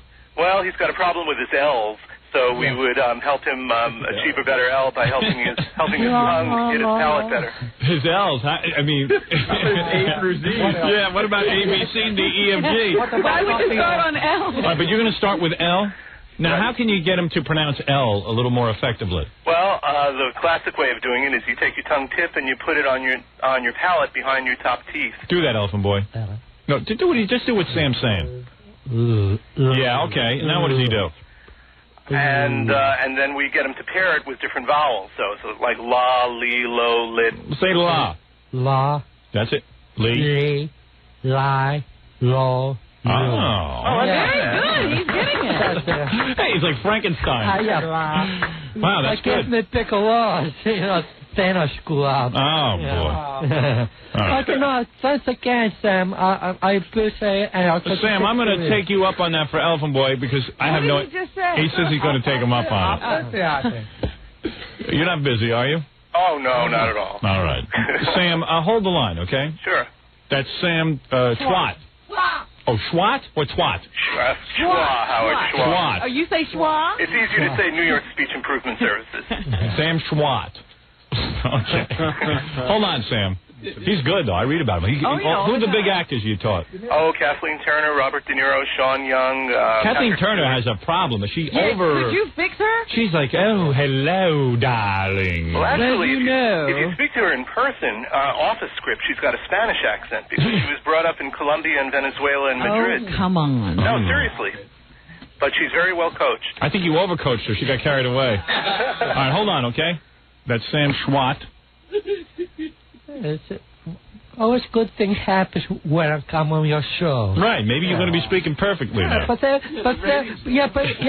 you would kick me off the show. We'll see. Well, we just asked you and you said you would take it. Take it. I am.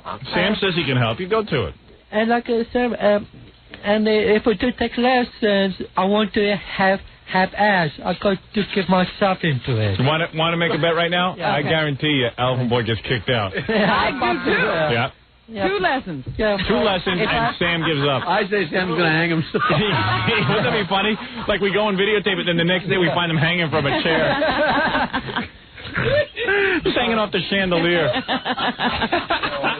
Why you're standing on the chair? You're supposed to teach me. Wouldn't that be great? After 3 weeks, Sam's like him. Yeah, right. I'm not I help you so bad. It is not about me, all. All right. Thank you, Elephant Boy. And thank you. And thanks again. We're happy for the show. Right. Okay, Elephant Boy. Thank you. And we got to take a break. And we'll be back right after this. More to come when the Howard Stern Show returns in a moment. 97.1 The Eagle. It's the Howard Stern Show. Here's Howard. Hey, somebody said Fred the Elephant Boy sounds like Nell, the movie Nell. I'm thinking maybe I'm going to... You know what? Maybe it's time to write a bit. A movie. A movie. Fred the Elephant Boy in the sequel to Nell. We find him in the woods. Nelephant. Nelephant. Hey, you know, why don't we do that? Sure. Nelephant. It's a story of a guy who is, I guess his parents, I don't know, must crash in the woods or something, and he's raised by wolves. Well, he's raised in the woods, Yeah? secluded, and the parents sort of crap out on him. How do the parents crap out on him? Apparently, the mother has a stroke, so she can't talk well herself. And then she sort of dies, and Elephant Boy is left out there by himself. Where's the dad? Make his own strange language. I have no clue. Right. Wow. So, he's raising himself in the woods. Mm-hmm. And then he's discovered by scientists. Right. Who can't understand him. Right.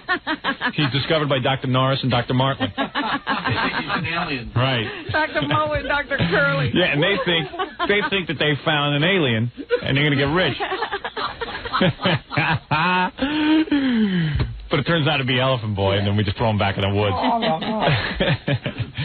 How great was it hearing Elephant Boy sing Yiddish songs? Oh, man. I could have used a little more of that. Yeah, there's something there, too. Yeah, something in that. Yeah, maybe we could have him singing his bar mitzvah. California girl. Recreate. La la la la. The Elephant Boy bar mitzvah tapes. La la la la la la. I never get tired of listening to him or trying to decipher what he's saying. When he starts to talk fast, I'm lost. Yeah, me too.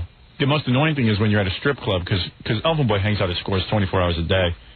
And you're at the strip club, and you're all excited because there's girls, and you get to watch them be naked, and Elephant Boy's there, and you're like, oh, no, because Elephant Boy loves to talk. Yeah. Ironically, he loves to talk. I have never seen anyone with such a terrible problem with speech who love to talk more. And the music's real loud. You know, in the strip club, it's all music and smoke, and it's dark, and Elephant Boy comes up to you, sits right next to the couch. Now, here I am. I'm ready to see girls. And Elephant Boy is sitting next to me talking, and he's like, you know, yeah,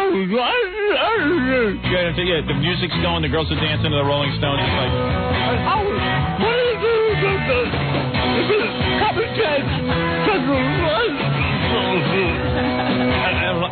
And I go, what? What? If I wanted to do, we were going to do that. Hey, Elephant Boy, why don't you mellow out? Why don't you just relax and watch the show, man? What? It's unbelievable. He never seems to run out of things to say either. No, in the noisiest situation. And he's spitting all over you, and he's describing something that happened to him and Captain Jenks, or, you know, something. It's always him and Captain Jenks and things I don't care about. It's like, you know, the music's going, and it was the group there, it will be all right. If I came on the show, and if I came on the show, and they'll talk, my brother will hold me. What? Lots of times he's telling you what he thinks is a funny story, and he starts laughing. Yeah. You don't even know what he said.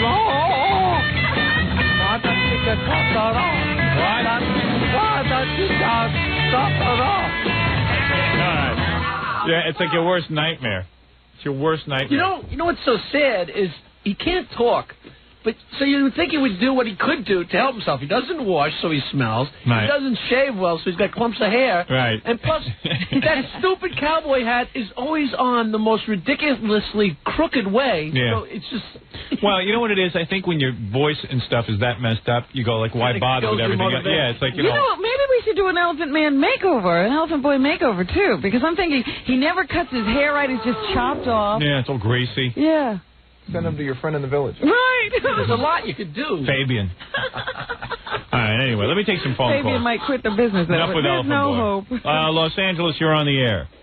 Hello? Yes, hi, you're on the air. Who's this? It's Howard, you're on the air. Hey, I just wanted to let you know about why the Mexican station's winning down here, man. Well, because the whole California is overrun with Mexicans. Well, besides that, I myself listen to that station once in a while, and the reason why everybody's tuned in and has that station on all the time is they're always giving like free trucks away, like, you know, they give them like opportunities to win a key. No, sir, let me explain something to you. It is virtually impossible for me to lose my audience to a Spanish-speaking station. There is no way that people who are bilingual are making up that amount of my audience. My audience is mostly white, English-speaking audience. The subtleties of my humor are lost on the new immigrants from Mexico. You understand? Yeah. It is virtually impossible. It's obvious that once a year I have to be embarrassed and humiliated by the rating service's incompatibility with this new ethnic minority. Yeah. Well, in other words, I get screwed because they end up surveying too many Hispanics. It's absolutely absurd. Well, also, you know, like another thing is... I mean, your station there could give away houses and franchises and money, and my people are not going to tune into Mexican radio. Well, see, I know, and the thing is, you're on just a certain time. It's like No. Let me explain something to you. Listen to me. You know, I resent... He still doesn't believe a word you said. I resent... No, I believe everything you say. Hey, listen here, my Spanish friend. I am telling you that I know a little bit more about this topic than you do. Yeah. The call letters out in Los Angeles are KLSX. Yes. The guy in the Mexico station switched their call letters to KLAX. Yeah. And from that day forward, we've had this confusion. No, yeah, now, either you're high or you're smoking hot sauce, but you seem not to... No, you're not. You don't seem to comprehend anything. Don't tell me it's because they're giving away trucks. They can give away a fleet of trucks. They can give away anything. Don't you tell me that. You're trying to embarrass me. Have you looked into it? I'm just calling you... Ah, shut up. Trucks. Like, how many people can win a truck? He thinks I'm a dope. Howard. Yeah.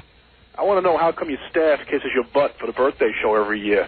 What are you, the king or something? Yeah. Yeah, I am the king. You spend all this money on a room, celebrities, expensive gifts. I mean, first of all, isn't that payola against the law to pay radio guys gifts like you get? Yes. And second of all, that's why I have to actually declare everything I get, which is why I'm going to return half that stuff. And second of all, a-hole, friggin' a-hole. It's show business, jackass. I think that you're full of it. Yeah, no. You're right. I am full of it. And you know what? I've got more. Yeah, the show's going to go right down the tube, and I'm laughing. Waste of time. You wish you were Imus. No, I wish I was over. I wish you were here so I could kick your ass. I wish you'd come down to the station so I could punch you in the face. Come down here, you pussy, wheelchair-bound pussy. Get down here now. Get down here now so I can beat your ass after the show. I'm going to knock you in the face. I'll knock you out. Punch you right in your head, you big jackass. Get down here now so I can beat your ass. Who do you think I am? You stupid. He just is upset because nobody throws him a party. Yeah. A jealous creep. I wish he was here now. I should love you so much, you idiot. I wish he was here now so I could just punch him in the face. I love people. Just because we love each other here, we throw you a party, we're kissing your ass. Yeah, like I get my ass kissed by anybody else. If we don't kiss each other's ass, we're pretty screwed. You don't see him give me any awards. You know, I was thinking about this Cable A show. And, you know, it reminded me the Grammys one year when Sam Kinison, God bless that man's soul, was alive, put out one of the most brilliant comedy albums. It was Sam's first album. It was brilliant. It was sheer brilliance. There's nobody on this planet can tell me that wasn't one of the most brilliant comedy albums ever. Go back and listen to Kinison's first album. And Kinison was up for a Grammy against Irma Bombeck. This is just like my story. Irma Bombeck. PDQ Bach. PDQ Bach. And God knows who else. Yeah, I don't even remember who else was in the category. Nice, wasn't it? I don't remember. So, all of a sudden, they announced, I was there, they announced PDQ Bach wins. Now, can you imagine, if you know what PDQ Bach is, where is PDQ Bach? Because we had to go out and get it to see what won over Sam. There's nothing even remotely funny about PDQ Bach. It's just not funny. It's classical music. It's a classical music album. But the Grammys had to vote. They couldn't bring themselves to vote for this vile Sam Kinison who uses curse words. This is the way they think. A classic album that will go down in time. You'll see 100 years from now, people will play this album. PDQ Bach will... No one... Today, no one knows PDQ Bach. Let alone 100 years from now. And they refused to award, give him an award. But, of course, Sam laughed all the way to the bank. PDQ Bach is probably counting food stamps, and Sam is, Sam's pushing up daisies. Well, Sam is, unfortunately, PDQ Bach's probably a multi-millionaire, but who knows? Hey, listen. But the point is, it hurts Sam. And it's just like I'm watching this this award show. Oh, here's PDQ Bach. Because I got to tell you, it's unbelievable to me. I'm watching this award show, and I'm watching this loser, a man who couldn't get two people to watch a show, with this politically incorrect as this... Bill Maher? Bill Maher. And it's not Bill's fault. I mean, he was voted. He took the award. Same way I would have taken the award. But it's laughable. This is a show that is unwatchable. Hey, Einziger, come in here and tell me what... Einziger's been in TV a long time. Mm-hmm. Einziger says he watches TV 24 hours a day. He has forced himself to try to watch this show. He cannot keep the channel on the channel. He can't keep that thing on the channel. Tell him what you told me. Well, first, when I was watching the awards, I was happy that Larry King didn't win. Mm-hmm. But then I got really depressed because Politically Incorrect won. And I watch a lot of TV, like even weird stuff like Italian shows and Japanese This shows. is a guy who watches shows. He doesn't speak Italian. He can't even speak the language. And he'll Einziger's, I don't even know what Einziger is. What are you? German. Are you a German? No, but Einziger's German. What are you, a Jew? Yeah. Oh, you are? Yeah. The hell knows what? Everybody here is a Jew. It's true. The Jews do control the media. All right, go ahead, Einziger. But I said I couldn't even. I think I saw that show once, Politically Incorrect, and I couldn't watch it. Really? Couldn't watch it. I couldn't even tell you what it's about because I couldn't watch it. It was unwatchable. You can't. It's like Tom Snyder's show. You can't watch it. You put it on, you go, I can't watch this. There have been times I say, I'm going to make myself watch it, and I can't do It's it. an endurance I test. cannot do it. How long can I last? That's what that's like. It's a form of torture. It's not a programming show. That's what that is. That is not a form of torture. Right, that's like dripping water on some guy's head in the war, in the Viet Cong War. Yeah. It's impossible. Am I right? I mean, you tuned in. How long did you stay with it? 30 seconds. It's that. It's that. And you were curious because you heard all about it. Right. You were curious. Yeah. I know of what I speak. It's like, how long could you listen to this PDQ Bach? Here it is. This is PDQ Bach. This is a comedy album. Call us if it makes you laugh. If anybody laughs, you tell me. I want to know as you listen to this. Because there's supposed to be something funny about this music. Well, what's funny about it, I think, is that, like, you see that drum? Yeah. That drum is funny. That drum is funny. Yeah, that's what they're going for, I think. See? Like, people are... like, that doesn't belong in classical music, so it's funny. Right, it's played too loud. Yeah.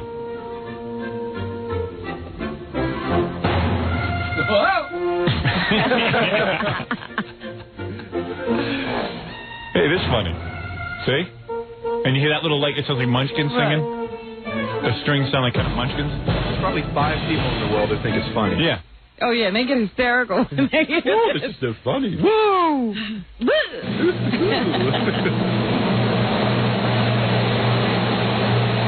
It's like Jackie on Star Search. Like, well, when's the laughs?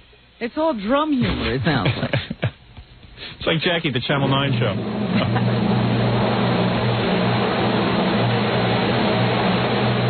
Oh, is this funny? You know what's funny? Oh, the drum. If you're a drummer, this is funny. It's drum joke. Jackie, you knock your brains out trying to do stuff. Just get a drum. Dope. What's the matter with you? All right, here comes the guy. Maybe it's here's where it's funny. All right. In all fairness. Thank you very much. Welcome to Great Bands of the Grain Belt. This is number 3 in our weekly series of Sunday afternoon marching musicals, sponsored by the 4-H Club here at the University of Southern North Dakota at Hoople. This beats Sam Kinison this album. This afternoon, unfortunately, we had to move into the cafeteria here on account of the weather, so we're going. All right, you get it. There's nothing funny. Yeah. And Sam was doing those bits with people. I mean, wild stuff, funny stuff. They couldn't bring it. They couldn't give him the award. And I know the people at E were all excited because they thought they were going to get. I said they really had hope. What'd you eat last night? What'd you just belch up? I don't know. I'm smelling like Italian food. Is that you? Not me, man. You guys are just belched up some Italian. Nothing else. Editing late. Well, all I know is it's a total goof. They couldn't bring themselves. That show, Politically Incorrect, is so bad. You know, I will watch. I don't get Comedy Central. I sit and watch anything. Yasmin Bleeth was on it one day. You know, she's from Baywatch. Yeah, she's hot. She almost looked ugly on the show. Right. It's just boring. Right. Asks her nothing, does nothing. Thank you. What?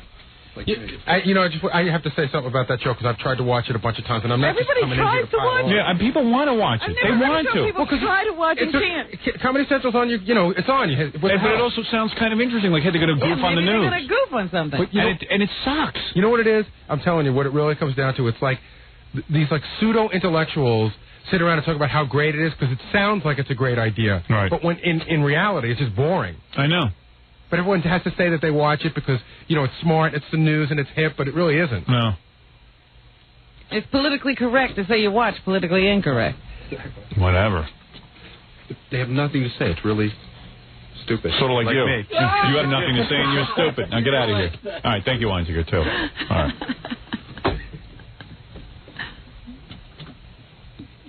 The joke. Myrtle Beach, you're on the air. Yeah, hey. Yeah, that is terrible. Sam should have won that. You're right. You're 100% No, correct. the point was I should have won. Oh, yeah, you should have won, too, of course. But about your production company, what is happening with Brother Sam, Howard? Well, I'm working on it. How much time do you spend on the production company as opposed to your own project? I don't know. I don't know what lately I just spend time on Prodigy. I just write on the computer. You are ridiculous. There's work to be done. I know. No, actually, I spend a lot of time. I got a lot of things to announce, but, I hate to keep announcing stuff prematurely. Yeah, because I thought you might have... Because then, like with the movie, everyone's like, well, when's the movie? When's the movie? That was my mistake, because I got people so charged up for this movie, and I don't have the proper script yet. But what about Brother Sam? I mean, we've talked to some writers, and we want to get somebody with the right sensitivity. And yeah, the book is great. Yeah, it's a good book, and we want to develop it properly, and it's running its natural course. Things are going along just fine, but these things do take time. What else have you optioned?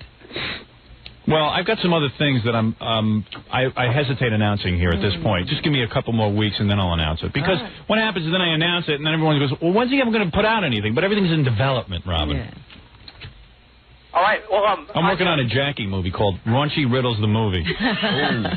All right, thank you. Howard, about your Arbitron ratings out here, it's great with the females. All of a sudden you get like the 32-year-olds. And you have like a 28.6 rating. It's unbelievable. It's just great. Well, good. Thank you. By the way, our ratings were strong everywhere, except, of course, the Mexican station beat us in Los Angeles. Latinos. Yeah, well, so you tell me what's going on there. Everywhere in the country, we're fine.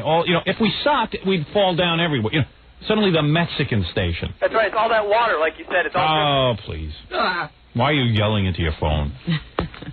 Dallas, you're on the air. Good morning, future Oscar winner.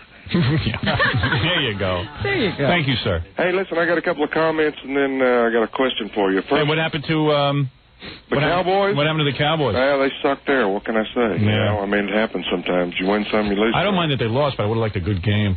Yeah, it could have been a lot better game. Hey, did anybody watch the Fox halftime with Jimmy Johnson, the guy who used to be the coach of the Dallas Cowboys? Yeah. Well, this guy wears a ring. Oh, yeah, that big Super Bowl ring of his. Wow, but how many diamonds are... I mean, it's the size of... He's really into that. I told you, he's opening a restaurant down in Florida. Yeah. And even on they have this big balloon out announcing that Jimmy Johnson's restaurant is going to be there. His 3 rings are on the sign. Well, he wears this big, giant gold watch, bigger than Chuck Woolery's gold watch from that Love Connection. And he's flashing the watch and the ring every minute. And every minute he's putting his hand out with the ring. He looks like a bride that just got, someone who just got engaged or he's something. He's really heavily into his Super Bowl ring. Wow. That ring is bigger than Marty the Midget.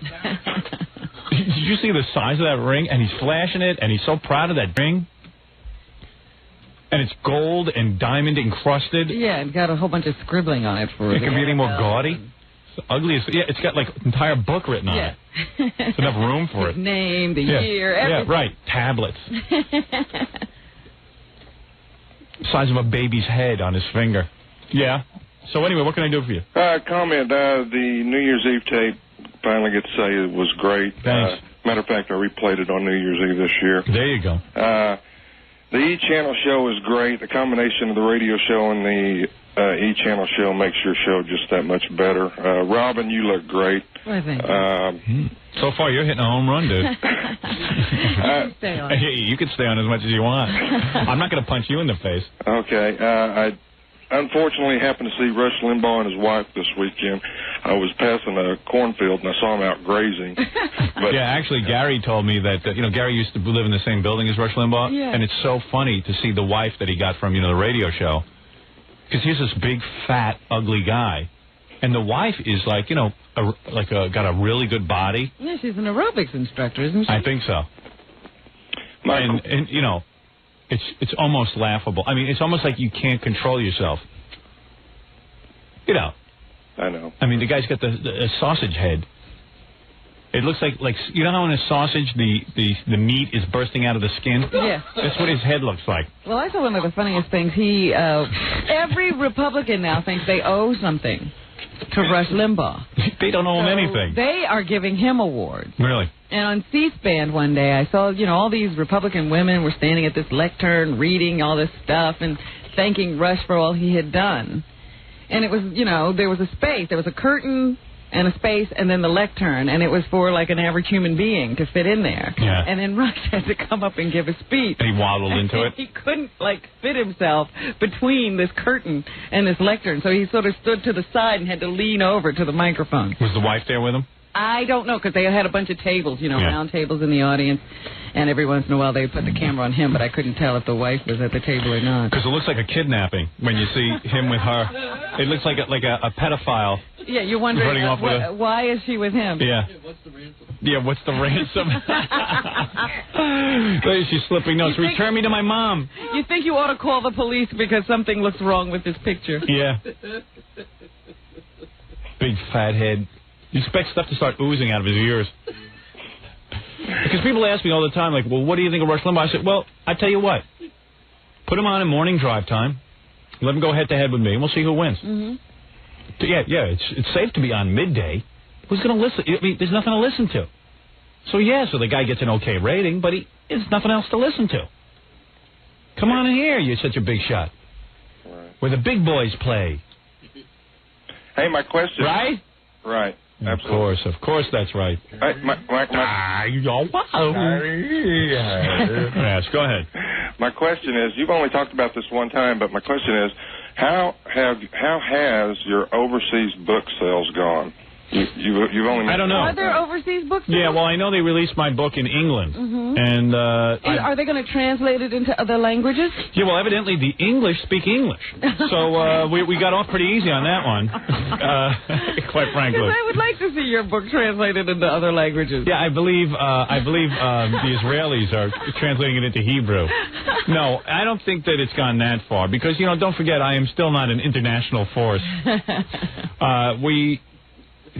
We really don't. I mean, the only exposure I seem to get overseas is that every once in a while I see articles on me that say I'm some kind of like verbal terrorist. Right. That's sort of going up against the government. Yeah. And in England, evidently, they seem to know something of me because the BBC's always talking about me.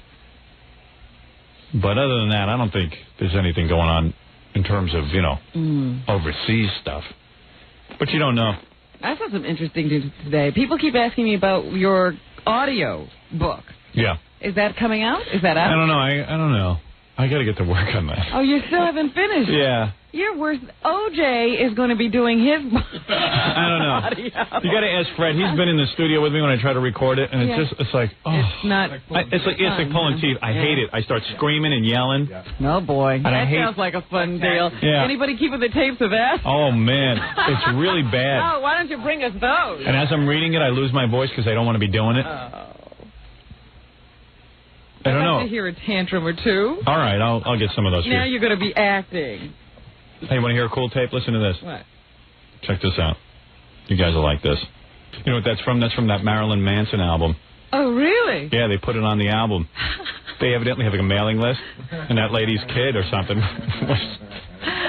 The kid probably, and Marilyn Manson's kind of one of the... He probably joined a fan club and was getting, information and buying their albums. And the mom probably thought it was subversive. Meanwhile, the mom couldn't be like more than 40 years old. Like, no. She must have grown up in the 60s. Mellow out.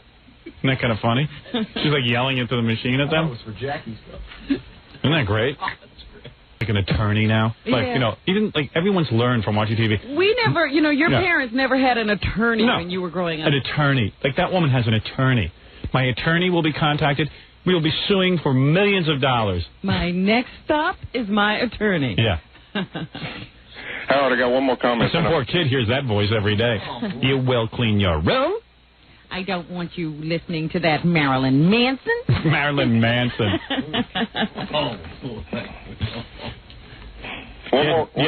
One more comment, then I'll go. I called Hard Copy's voicemail last night, and I suggested that they take O.J. Simpson, put him in the electric chair, and then take Susan Smith and put her on top of him, and then fry them both at the same time. Right, save the taxpayers some money. Now, that's a good call. Put O.J. in the chair and sit her on his lap and fry him at the same time. You bet. Hey, take care. I don't think I'll be hearing you at the end of the show. Yeah. Somehow you won't make it on there. I tried. All right, thanks, bro. Bye. That's, of course, Dallas, Texas. You might recognize the accent. Same accent as our great president, LBJ. All right, let's take a break, and we'll be back right after these words.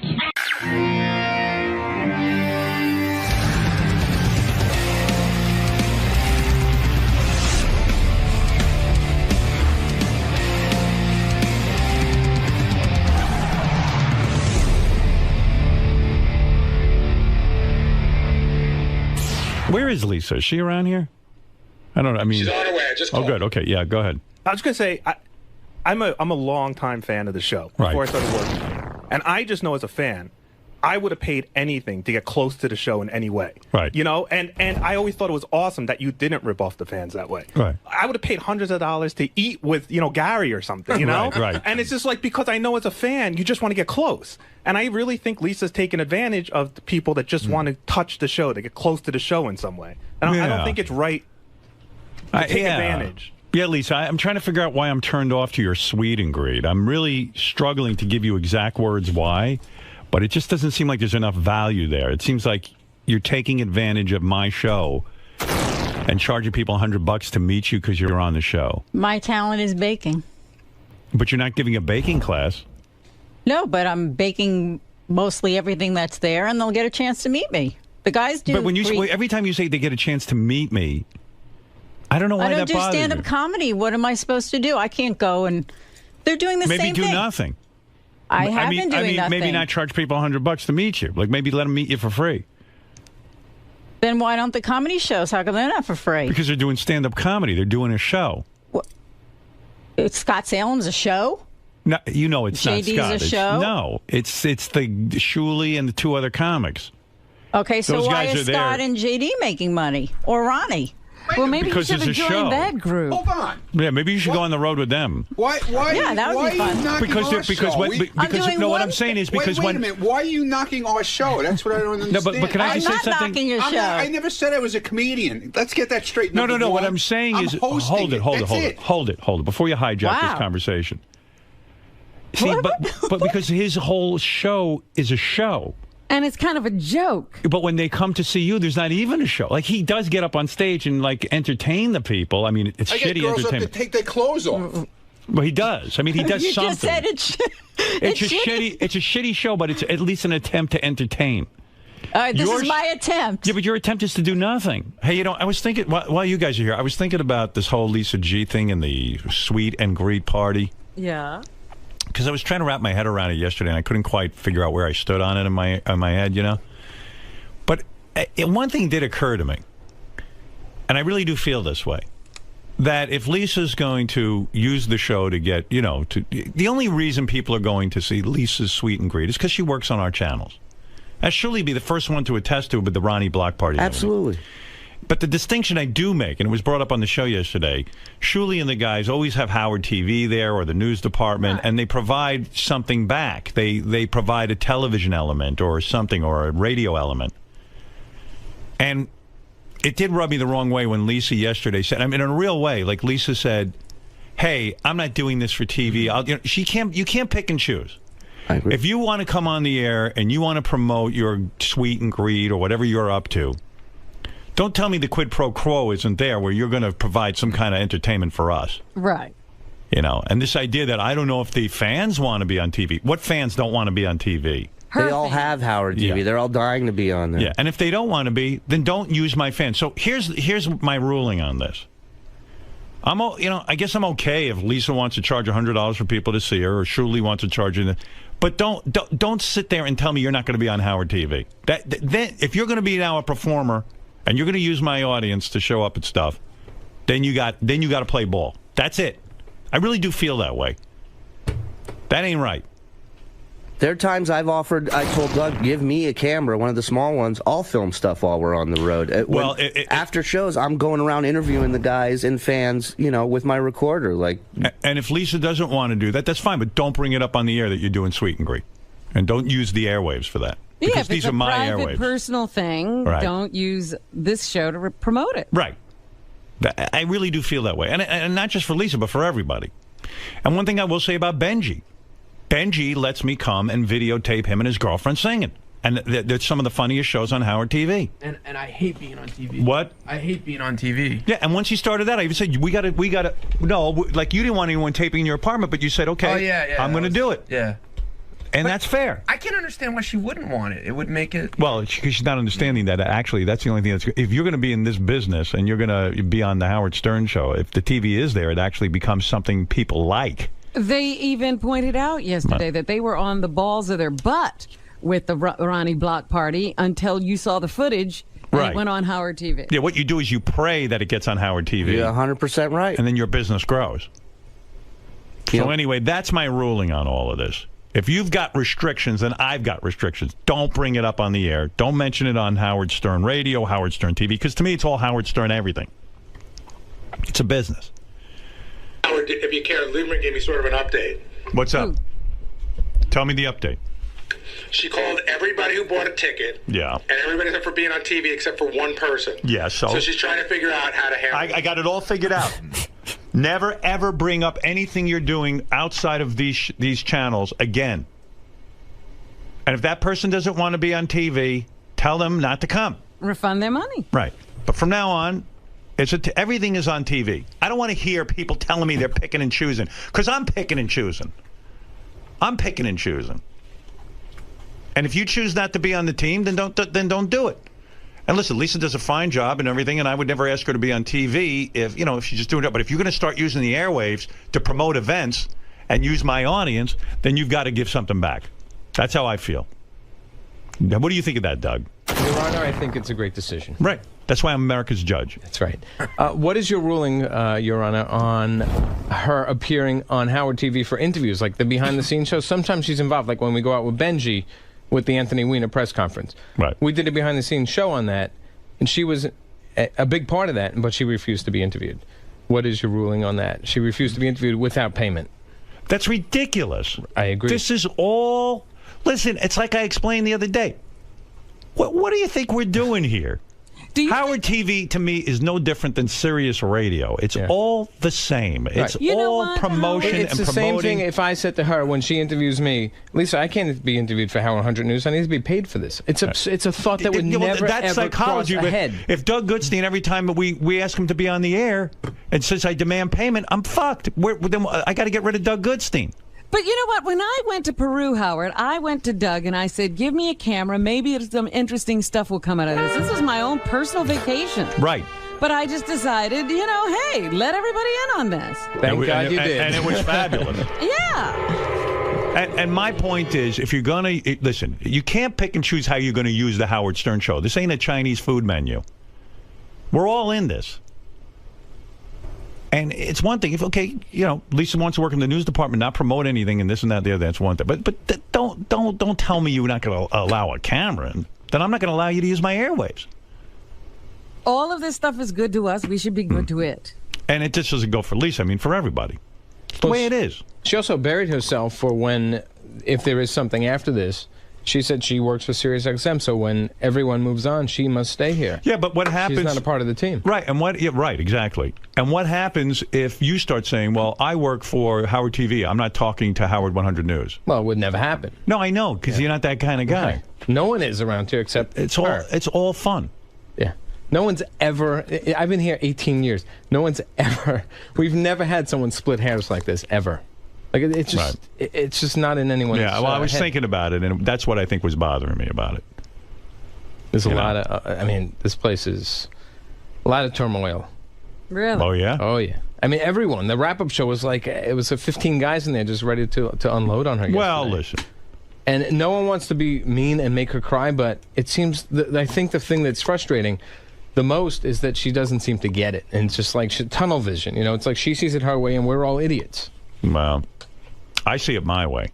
Well, you're right. It's your show. It's you're the boss. How she feels about this ruling. But I mean, if anybody else, well, it's a clear ruling, Robin. I'm saying, look, anybody who wants to use these airwaves, the Howard Stern Show airwaves, you can't pick and choose how you want to use them. Yeah. If you want to start a side business off of me, because this is my audience, this is the way I look at it. You want to start a side business off of me? You want to sell something? All right, I'm open to it. But don't tell me that I can't bring a camera there. fine. You don't want to bring a camera, then don't use the airwaves to promote it. That's how I feel. I mean, two-way street. Yeah, you can't choose how you're going to use me. I'm telling you the rules. These are the rules. The judge has spoken. Tell your mother, Shuli, and ask her a review. Ask her to review it. It's a package deal. You can't. It's a package. Now you said something meaningful. Thank you. Package deal. That's a good term. I like that. Good for you, Shuli. And if Lisa wants clarification, or anybody else around here wants clarification, come see me. Right now. Right now is the chance to talk about it. Right, Doug? Absolutely. I mean, there's times when people don't want things on camera. Of course, we respect that always. Right. But to just shut it down is just unacceptable. Yes. The thing I don't get is putting it on Howard TV is only going to help. I mean, you may be in embarrassing situations, but ultimately, it's only going to help your product. By the way, Howard TV did a behind-the-scenes of me at AGT, which you sent me to watch last night, the preview. I thought you guys did a great job. Yeah, it was a lot of footage. The guys did a good job, for sure. Good job on that. And then you sent me something else that was kind of fun, too. Medicated Pete? Medicated Pete on Rachel Fine. Holy shit. Is that for real? Dude, either he's the best actor in the world, or... What's happening? Rachel Fine on Fine Time. For those of you who have Howard TV, you got a real winner to look for. That is also, we use it as like a promotional show. It's on HowardTV.com. I was riveted. I had dinner and plans. on HowardStern.com. Yeah, you can see it. Oh, you can see it. You can see it for free. Yep. Oh, good. On HowardStern.com. And HowardTV.com. Yep, it's up there right now. You got to watch this. It's a free show for anybody who wants to see it. Fine Time. Rachel Fine. You know, Richie Wilson's fiance. Yes. She's on there with Medicated Pete. And Medicated Pete doesn't know how to eat. So while she's interviewing him, she offers him a cupcake. Yeah. Like one of those big cupcakes that we have outside from, what's that place? Crumbs, yeah. Like a big giant cupcake. And he's like, oh, you know. He starts eating. And somebody wrote a comment underneath that he says, Medicated Pete eats like an iguana. The cupcake is rubbing all over his nose and his lips start turning purple, and it's like he can't swallow or something, and he starts to eat it, and it's like he's it's like, you know, when brindlefly starts to eat in you know, and he has to go, oh, excuse me. Excuse me. It's the most disturbing thing. And while he's talking, he's eating, and it's such a train wreck, fascinating piece of tape that I was late for dinner. I had dinner plans, and I had to finish Medicated Pete's interview. I didn't think I'd be that interested in it. I honestly watched it at least 10 times. I just watch it I just put it on and let it loop. Well, basically. the reason it's genius. Who is the genius that said give him a cupcake during his interview? I think it was probably Richie Wilson's idea. Richie Wilson. Yeah. That guy's a genius. That is incredible. Immediately triple his salary. Okay. Oh, that's right. We have no money. But look, there he is. Look at his face. Oh, he looks like he just made a Bukkake video. Yeah. That's on HowardStern.com and HowardTV.com and on Howard TV, the channel. Your Howard TV. Oh, now, he can promote on my channels. And it's brilliant to keep interviewing him while that's going on. Right. Do you think, can I tell that weird story I told you about him the other day to prove that he's really out there? What is that? The one about that Joe Walsh's manager told me? Oh, yeah, go ahead. This is good. So I think the James Gang was playing down in Red Bank. Right. And Joe Walsh's manager, Smokey's a huge fan of the show, and so is one of the guys that runs the road crew. Right. So they're driving around Red Bank, and one of the guys goes, holy shit, that's Medicated Pete. So they pull the car over, and they go to Pete, get in the fucking car. And Just Pete like that, right? Get in the fucking car. Yeah, and so Pete gets in, and they go, you're going to be roadie for a day. Pete doesn't know who these people are. He doesn't know. He gets in the car. He gets in the car with complete strangers. Right. They bring him to the gig. And a couple people are like, oh, my God, it's Medicated Pete. They're taking pictures. And he goes, all right, cut the shit. Go grab that box. And they made him work the whole day. Right. He's like, you're roadie for a day. But Pete just got into a stranger's car. Wow. He is weird. And the weirdest part is that was a year and a half ago, and he's been here 3 times, and he's never told us that story. Yeah, how weird is that? Like something cool happened to him, and he doesn't even talk about it. Never even mentions it. Yeah. I have a feeling that happens to Pete a lot. Like people just grab him? Yeah, like he just gets into random cars. Like sometimes he's raped, sometimes he's, you know, who knows? Sometimes he never tells you any of sometimes he's a huge rock star's roadie. It's just whatever happens to him for the day is the day. And he's somehow still alive. It's too much. I brought him to a gig once that I did in Jersey. How'd that go? He comes to my room before the gig to get ready, and he goes to the bathroom to wash his hands, and apparently he washes his hands for like 15 minutes. Oh, he's got that, huh? So, because when I walk in, there's a lake in the bathroom, like just a huge flood of water. He's all sloppy. And he's up on stage, singing Purple Rain with wet spots all over his shirt and pants. But you know what's weird about him? Like, he's probably been to the White House. Like, we don't even know it. Yeah, he's met Obama. He was probably at the Queen's Jubilee celebration. He's like Zelig. Yeah, he's he in shows all up. these historic spots, and nobody knows. Forrest Gump. All right. Well, anyway, there's my ruling on all future endeavors from everybody. Okay? I hope we all know. I know. All right.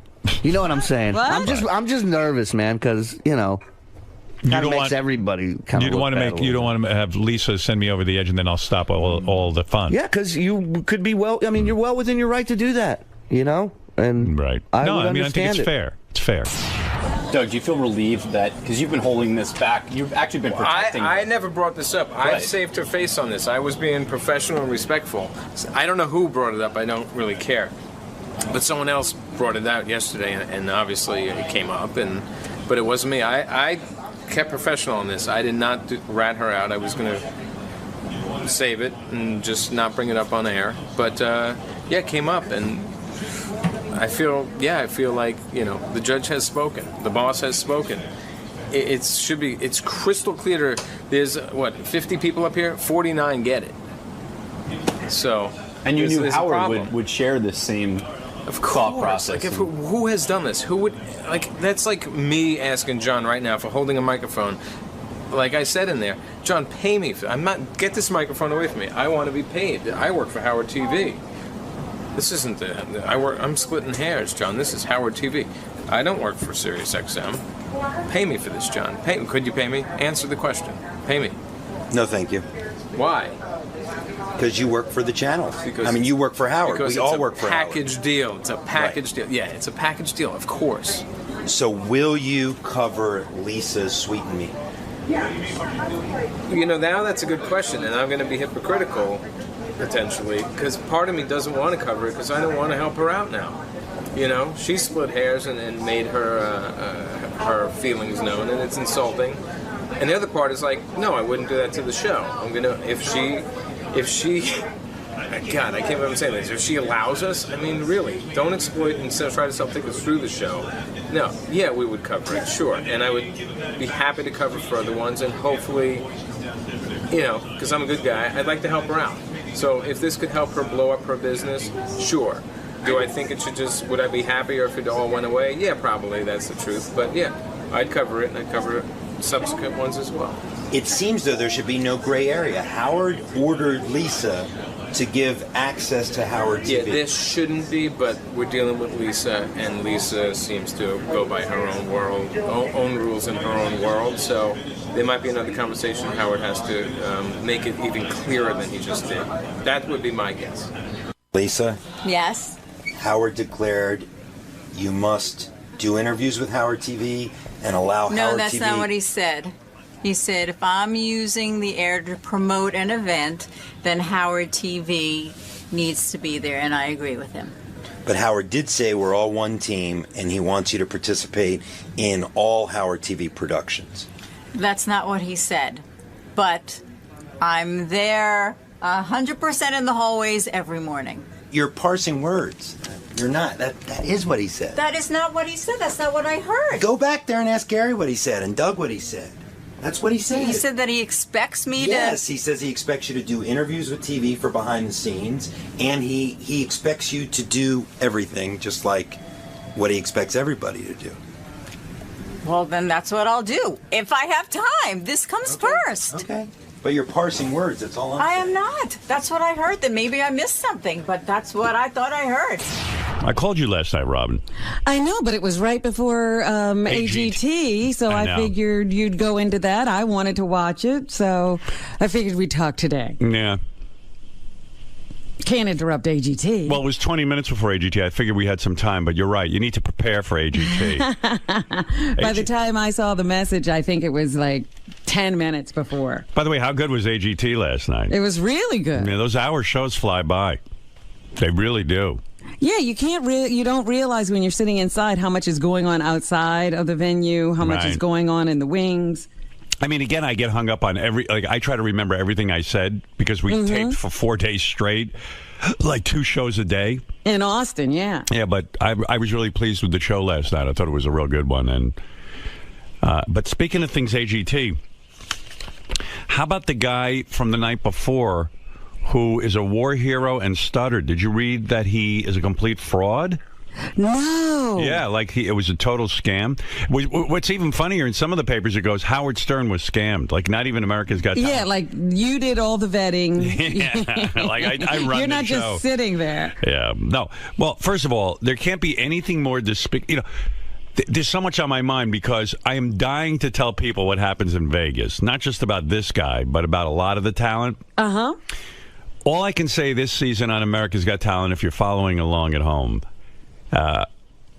expect the unexpected on every level. Well, tonight or was it next week they were promoting that something's going to happen that's really shocking. Well, I think what they're going to show, based on what I saw the same thing, and I don't know, they don't tell me anything, but a lot of times Howie, Sharon, and I really violently disagree. And because they edit and they only have an hour, they don't always show all the disagreements. So I think it seems like you three are on the same page with most things. Yeah. In fact, Ronnie was saying how much he enjoyed the show last night because they did show some of the disagreeing, a little bit of it. And there's one play. I get so mad I eat half of Howie's face off. It's crazy, like full-on cannibalism. But yeah, they sort of indicated that there's a real Howie wants someone to go through, and you're not right. I know. I think happy about that. Yeah, I think I know who it is too, and I was fucking livid. But so I don't know how much they're going to show of it. It's funny, like the things they choose to show too. Like I was doing math at the table. You know when I do math, right, yeah. And I was surprised they showed that. I was glad they showed that, but. Because everyone wanted to know how much time we had left, so I did the math for them. Or how much time per contestant you were. Yeah, right. Yeah. I said, let me handle the math. That's my forte. And the show was over. You still had to come up with an answer. And I said, well, here, let me I want to do it on paper so I can show my work to the teacher. Didn't you love that in school when you had to show your work? Absolutely. I was like, I'm in big trouble. I can't just look at somebody's answer on another paper. That was to keep you from cheating. Yeah, it worked. I was really fucked up with that. I don't have any work. My work? I don't know how I got. I took a lucky guess. Does that count? I'm a genius. Yeah, so I don't know. It's like really weird because there were so many arguments when we taped. And sometimes they go to them and sometimes they don't. But maybe next week they're going to show one of them. Yeah, I like that little Snapple room thing, too, where you guys are sitting back there talking about some of the contestants that really impressed you. Yeah, but you know what's crazy? What was going on? What? When we were taping, we would be in the Snapple room for over an hour, at least twice a show. Really? Yeah, and like all it is 3 seconds of the show. It's quick. And I sit there and go, you're kidding me. Trouble is, you can't figure out which 3 seconds they're going to use. Yeah. Yeah, because they cut it up still, and you're jumping around from contestant to contestant. Yeah. I saw one of the contestants last night. I think it was the only person I disagreed with you on the whole time. Yeah. And they didn't even show you voting no. Yeah, did you notice that? Yeah. That was the other thing I was going to say. The girl that sang Blue. Yeah.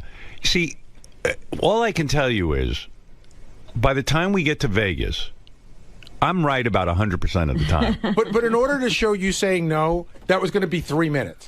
Right. It was going to take a long time. That was a big disagreement because on that girl, I didn't think she had the goods. But the only reason I want them to show, because when we get to Vegas, a lot of times I'm proven right. And when she started singing, I said, she's got a nice voice and everything, but she sounds like a million other people. Right. And, by the way, the thing that Howie and I disagreed on, everyone on Twitter agreed with me. That girl is a tremendous singer. The one you picked and said she was unique, she was amazing. Amazing. You talking about the girl and the guy? Yeah. She was great. And like everybody wrote me on Twitter, how could Howie have said that girl wasn't up to par? I mean, Howie has a 10 ear, I think. Well, I'm there to listen. Sharon 99% of the time sides with me because she knows I'm right. And so, I keep Howie in check. Because he was astray. Completely off on the girl singers. He liked the girl who was sort of mediocre and not the girl who was completely unique. Yeah. Howie's great. Everyone writes me about the chemistry between us, even with Nick. I like Nick a lot. In fact, I had no. When I went to see the auditions, I was like, well, what is it that Nick does? He comes out and he says hello to the audience. Yeah, but it's all backstage. But watching him on TV, he's very funny, and he really is willing to put himself out there. He puts himself out there, and also he's real with the people. He doesn't. Oh my God! When that girl came out to do that dance, the pole dance, right, and he wound up on the pole with her. Yeah, I was like, somebody's going to die. Because that was too much weight for that pole. Those temporary poles are pretty good. But listen how screwed up this is. And again, I wish I could tell you what happens in Vegas, but I'm not gonna, because I don't want to ruin the show for people and I want them to watch. But here it is. Talented liar, TV phenom's war injury tale. Now, the reason I think this is so screwed up, it messes it up for every real veteran who comes back from the war, regardless of injuries. Right. Because now no one believes you. Now all of a sudden, the one thing that was... Remember in The Wire when the criminals talk about you never kill somebody on a Sunday morning church? Yeah. It's like that. It's like you could be the most fucked up liar on the planet, but you never lie about your military service. Gotta have some rules. Well, you remember that guy running, what was he running for, senator in Connecticut? I think Senate. He lied about Vietnam. He won. But this lie is so wrong on so many levels. TV phenom's war injury tale. He's got talent. This is the guy from America's Got Talent. I'm assuming most of our fans are watching the show, so they know what I'm talking about. He's got talent and a lot of explaining to do. Sergeant Timothy Michael Poe, who, by the way, everyone was in tears over. I mean, I know the whole audience was crying. I had friends write me on email talking about they were home crying. Sergeant Timothy Michael Poe, a country western singing National Guard veteran. Remember when the National Guard didn't have to go to war? Like now you do. Right. You used to go into the National Guard to stay out. Yeah, forget it. You can't hide now. Michael Poe, a country western singing National Guard veteran who knocked the socks off judges on America's Got Talent Monday night, is a stutterer who claims to have suffered a brain injury during a 2009 tour of duty. If you remember, he said he stuttered after he got blown up. Right. Yeah. Military officials said yesterday he had never been wounded. Poe, whose silky smooth rendition of Garth Brooks, If Tomorrow Never Comes, left dozens in the studio audience crying. He said he began to stutter 3 years ago when he was heard attempting to shield his men from a rocket-propelled grenade blast, and now can speak clearly only when he sings. I mean, what an involved story. And by the way, that means like some guy in the military was watching this and said, let me check this guy's record. He probably knew him, said that dude wasn't ever in any action. But if this is true, then what was this guy thinking, that he wasn't going to be discovered? Yeah, like the military doesn't watch TV? I mean, everyone is going to think he is a fucking scumbag for lying about military service and getting blown up. I don't think he really thought through what would happen if he got on TV. But the Minnesota National... But his wife was there with him, too. Hey, they have had scam artist teams before. Yeah, but no, the wife says, I don't know anything about this. Listen to this. But the Minnesota National Guard said yesterday that Poe was never injured in the line of duty, nor did he serve in the military for 14 years, as he claimed on national TV. He must be like one of those women who gets themselves ill so people will feel bad for him. Munchausen's disease. He's got the male version of Munchausen's disease. Sergeant Timothy Michael Poe served in the Minnesota Army National Guard from December 3rd, 2002 until May 26, 2011. Let me do the math there. Real quick math. I think that's 9 years, not 14. Right. And performed as a... sorry, I didn't write it down. I don't see any work. I didn't do any work. And performed as a supply specialist, said Lieutenant Colonel Kevin Olson, a spokesman for the Minnesota Guard. Quote, his military records indicate that he served with the Minnesota National Guard in Kosovo from October 10, 2007 until July 15, 2008, and was deployed to Afghanistan from July 28, 2009 to August 30th, 2009. So he did serve, and he was in Afghanistan. Kosovo. No, it says also, he says was deployed to Afghanistan. Oh, okay. From July 28th, 2009 to August 30th, 2009. I think that's almost like a year. But I'm not sure. I'd have to really put pencil to paper. I'm not keeping No, wait, let's see. July 28, 2000, July. Yeah. July, September. No, what comes after July, Robin? August? August. Right. I skipped that. August. That's 1 month. Right. He was there a month. Holy smokes. Not that you can't get hurt in a month. Once you do the math, and, it's complicated math, I'll admit. That's a month. I thought it was 2008 to 2009. It's 2009 to 2009. That's a month. Don't get tricked. That's a trick question, you know. That's right, and he's not telling you what part of the month. It could have been a few weeks. He might have been there a day. Sergeant Poe's official military records do not indicate that he was injured by a grenade in combat while serving in Afghanistan in 2009, as a report said the spokesman. Poe's ex-wife, Kelly Ballard, said she had never heard her former spouse stutter like he did on the show. So it was a fake stutter. Right. Wow. There was no... Well, you notice that when he was talking to Nick said, you got through that whole sentence without a stutter? Yeah, he forgot. Like he forgot. Yeah. Holy mackerel. There was no combat injuries, said Ballard from her Texas home. I think he's developed a feel sorry for me. I feel sorry for me stutter. Boy, this really sickens me. I know. And not because it happened on America's Got Talent. I mean... In general. Just, I mean... Oddly enough, this will probably bring more viewers to America's Got Talent. This is like a full-page ad for the show. So from that aspect, it's good. But for the bad part of it is for military guys who actually serve, and they're walking around with one leg blown off, and then they go and they can't tell their story. Yeah, you go and say, hey, I got my leg blown off with a grenade. Yeah, right. Just like the guy in America's Got Talent. There was no combat injuries, said Ballard from her Texas home. I think he developed a feel sorry for me stutter. In a video detailing Poe's backstory filmed in the Austin, Texas auditions, from Monday's show. The country singer said that in Afghanistan he volunteered to clear buildings and help rescue wounded people, and one day someone armed with a rocket-propelled grenade launched open fire. How the fuck did he do this?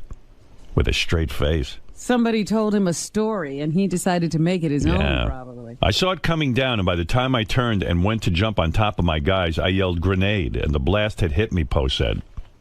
You know what's amazing, too? They didn't even show my whole speech to him. I was talking about his service, and... Well, you thanked him. I did, but I did a lot more. They have to edit it down. Thank goodness they didn't show and I remember, I thought I was about to lose it and cry for the guy. That's how upset I was for him.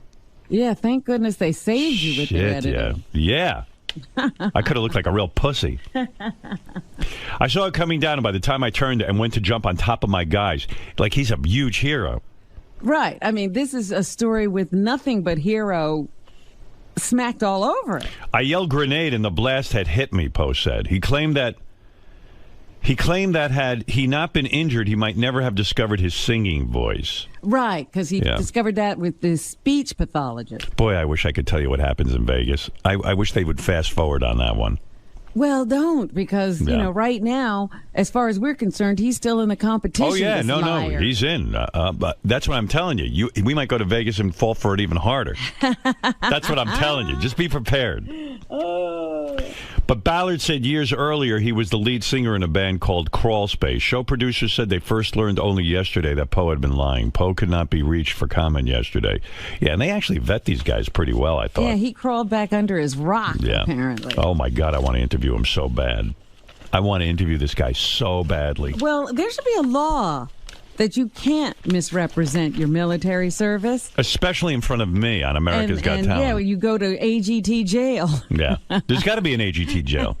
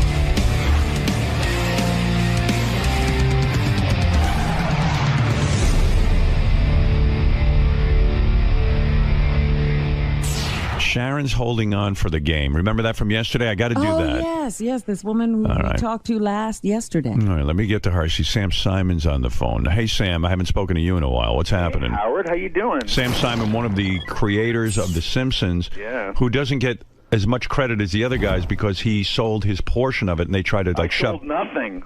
Well, No, I mean, but he left. He left, but he shouldn't have because those guys try to act like Sam had nothing to do with it, but he really they don't. I think they do because when I saw the Hollywood Reporter article and stuff, I was like, hey, why is Sam not more prominent in this? Sam had a lot to do with it. Years and I left after the 4th year. I heard the drawings were really shitty until Sam took over. Oh, that's true. There you go. All right, Sam. Anyway, what's on your mind? Well, I got a few things. And first of all, I want to thank you for AGT. It's my favorite show on TV. Isn't that a shock? Because of you. I was sick of the talent shows. I just was done with that stuff, and now I am so into this. I'm looking forward to the live shows and finding the winner and all that stuff. I got to tell you, I am so thrilled by a couple of things that have happened. That I get a lot of email and tweets and things from people who say, you know, I kind of gone away from not only America's Got Talent, but all these talent shows, and we feel like you revitalized that. I get so proud. Howard, it's the same thing that you did with radio. It was boring, it was over, and you have brought some unpredictability to it. Yeah, I'm very excited about that. And I'm also excited that people are telling me that 99% of them are watching the show with their kids, and they're like, they can't believe that their kids are Howard Stern fans.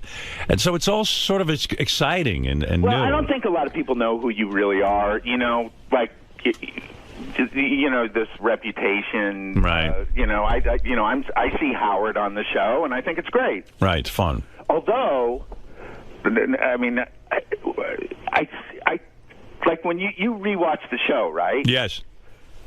When you saw this mentalist, psychic, what was he? Yep. The mind reader. The mind reader. The mind reader. Like, could you tell how he did that?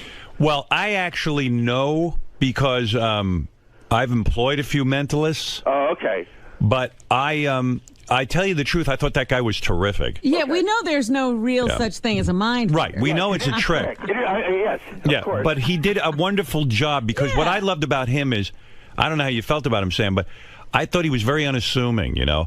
I've had guys do that kind of thing, and the way I judge is I say, you know, this guy's got something interesting. He's got a good presentation. Let me see what else he's got. Does he have a show in him, or is he just a one-trick pony? And that's my criteria. Well, no, I mean, I liked him, and I thought he did a good job. I thought the stuff he was saying was really good, but I don't know anything about magic, but I think yeah, but you think you know. But, I think I know. Yeah, like people tweeted me. They go, "Oh, he must have had an earpiece in." No, there was no earpiece. Someone else goes, "He must be able to see underneath the tape, like from. He must be able to go look down." I think that's part of it. Yeah, this is all of the stuff. But for those of you who thought that he had a partner in the audience and a remote control thing, the producers told me afterwards. I said the guy did a great job. They said to me, for sure, he doesn't have a shill in the audience because he had to perform it for us in a room without anyone in it. I mean, I guess he but so he I don't provided think that's what he did. He provided his own mask, basically. But I don't want to. I mean, I actually know something about this. Okay, but. I thought he did a terrific job, and most people who are not, privy to how these things are done, were tweeting me. They go, "Is that guy for real? Is he really able to read minds?" And so, people are fascinated by this thing. It's one of the oldest tricks, but it's still very fascinating to people. Okay, well, listen, I love AGT, but there's a show I really don't like. What's that?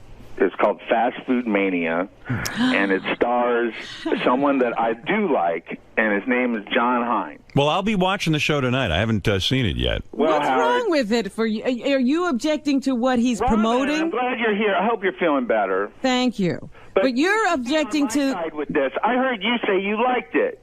I liked it as a show. Do I like the fact that he's telling people to eat that sort of food? Of course not. God, Robin, he's not just...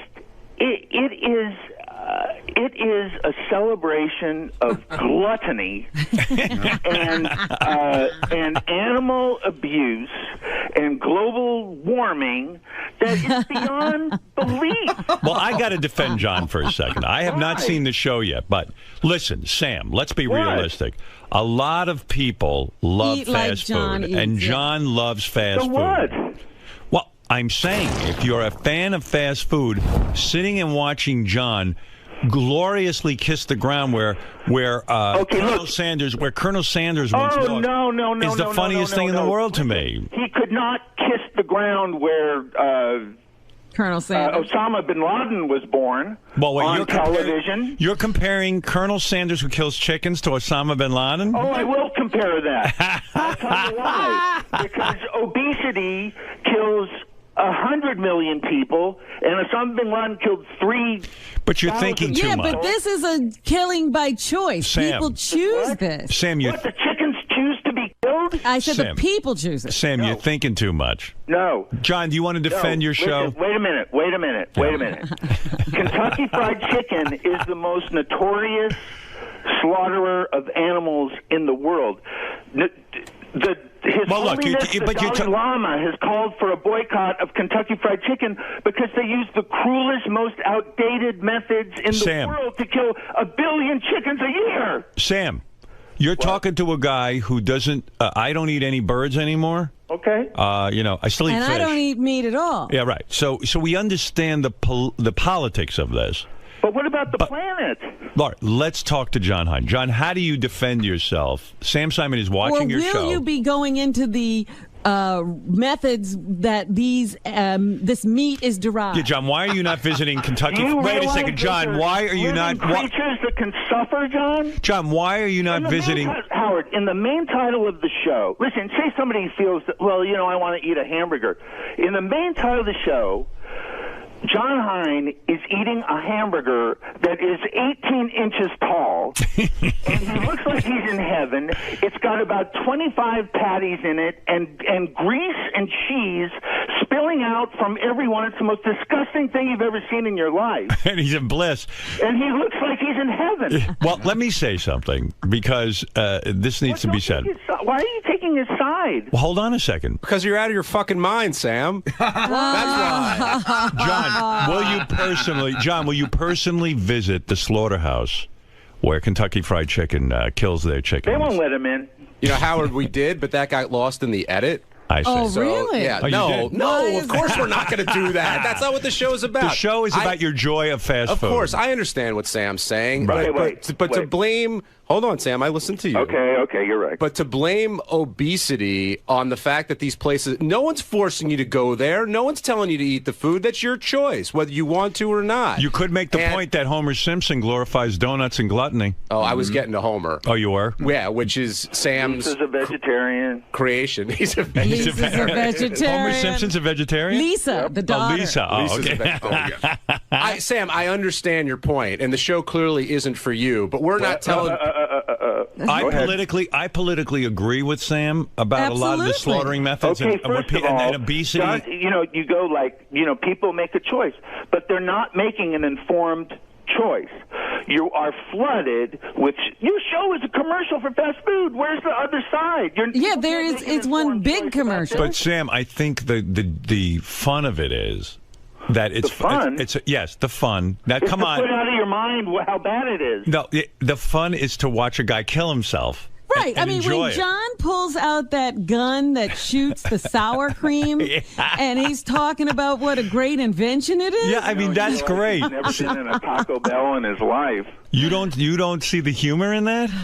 Well, wait. This is what I would like. Howard, you like Paul McCartney, right? Love him.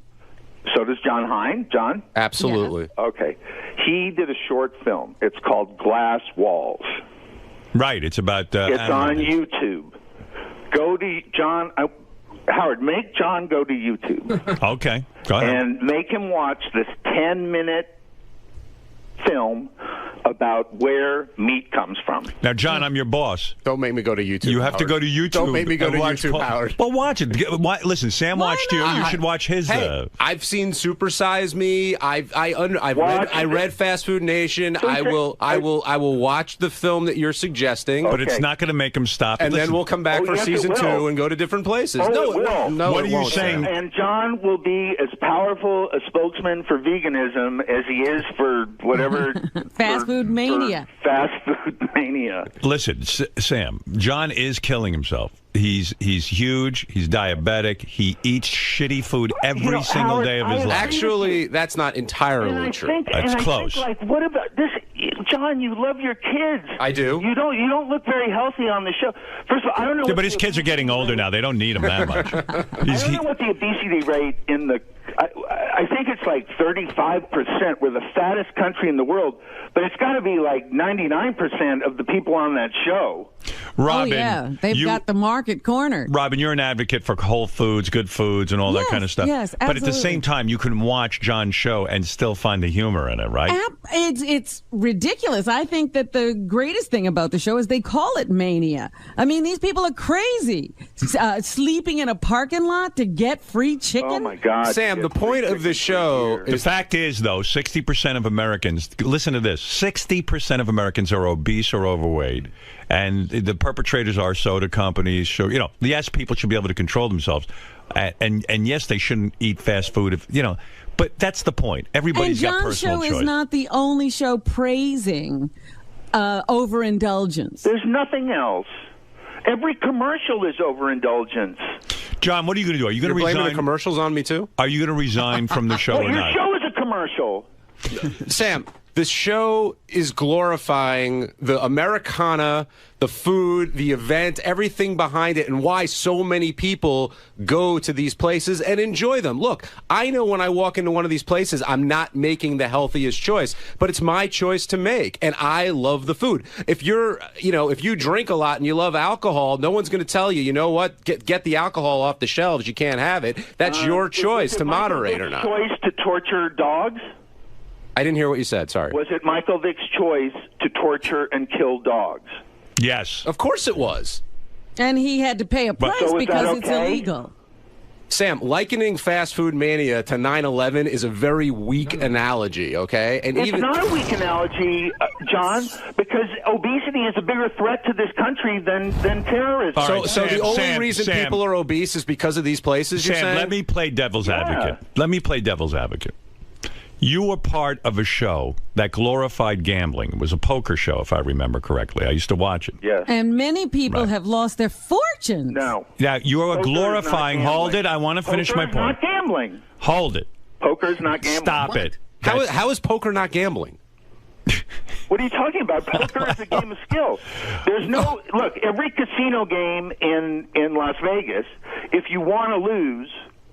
You can walk up to the table or rather, in poker, if you want to lose, you can lose. Right. If you want to lose... But what if you want to win and you lose? Gambling, you can end up winning.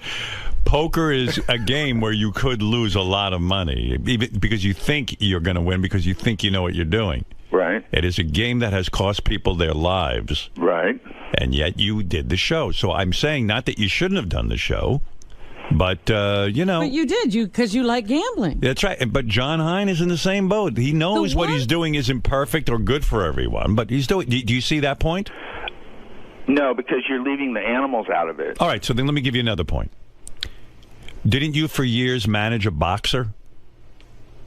Yeah. Okay. Have you ever seen what boxing does to a man's brain? I mean, have you seen the human cruelty to one another? Yeah. How could you advocate that and support it? I wouldn't do it now. All right, that's fair enough. All right, you changed your stand. The one thing I will criticize about John's show is Robin. Well, because again, it tells you what it is. It says this is fast food. We all know what fast food is, and these are the maniacs who eat it. That's right. The one thing I will criticize is that they don't go get. John's bigger than anybody he interviews. Like they give you these couple of people who can eat this crap and not be obese. You know, Not the like shows I saw. No, there was a very like an attractive girl talking about her love of something, and I saw a couple that won the Chick-fil-A or the Whataburger contest, and I just thought, oh my God. Yeah, well, there was that 100-year-old couple. That's again Robin, saying Sam, you can actually live on this. Sam, have you voiced this outrageous anger toward The Simpsons when they have fast food companies advertising on it? Have you demanded that The Simpsons remove all fast food restaurant like advertising? Disney getting rid of all that. Right. Stuff. Have you demanded? No, I haven't. All right. Well, okay. But, all right. Well, you've got work to do. I think, I actually do think that Homer satirizes America's. First of all, I think it's too subtle. 30 years ago, when The Simpsons, I don't know how long it is. Right. John probably knows. But Homer was fat. He's not fat. He's actually the average weight of an American now. Right. Now his fat is normal. And we always made, and it was supposed to be a joke that he loved this food. He was supposed to be a moron for doing it. And now. Well, I understand your point. I understand your point. John Hein, my first, what? Because when you do watch the show, you kind of say to yourself, you know, maybe fast food is kind of fun too, the whole lifestyle. And why am I being so uptight? Maybe I want to be a part of that. Maybe I'll go get a big burger. Yeah. But, you know, and people don't realize how dangerous it is. I mean, we did that experiment that guy did at work. How long have we had that cheeseburger sitting out there now? Since January. Since January. How many months is that? 6 almost. Is there a cheeseburger still out there? Yeah, we have a cheeseburger because we read about this in the paper. We have a cheeseburger sitting in our office for 6 months. There it is. The cheese is absolutely perfect. Yep. There is no mold. And John Hein, when he's at White Castle, he goes, look at that. 100% beef, everybody. I mean, that scares the shit out of me. Like it's really 100% beef. That thing has not changed. No, how do we explain that, John? That the roll, the beef, and the cheese have no mold, and that's 6 months. Yeah, it's preserved well. Doesn't that scare you? Yeah, it does. And you're eating that. No. Well, it's a cheeseburger, so. So Sam is calling. Sam is calling for you to show that aspect of fast food on the show. No, yes. Well, they're not going to do that. But no, we're not. Sam. I want John to watch Glass Walls with Paul McCartney on YouTube. And he has to watch the whole thing. Sam, I will watch it. I pledge here I will watch that show. Okay. But you call up Howard, but you call up Howard, and I know you said it's nothing against me, but you basically trashed the show, which just got out of the game. And you're entitled to your opinion, but you're preaching like this is something that's not done on television about any. I mean, that's a great point Howard made about your poker show. And no, it's not. Yes, it is. You said poker. Sam, how could you say that poker isn't gambling? I think you're a smart guy. What did I say about the boxer? That's just a ridiculous statement. My poker show. We played low stakes poker. We didn't play high stakes poker. It was to show the camaraderie and fun of having. According to Artie, he dropped like $1,000 to you that night. Yeah, he lost money on that show. Most people, that ain't low stakes. Sam, you're showing the fun of playing poker and gambling, and that's fine. Actually, I happen to like that.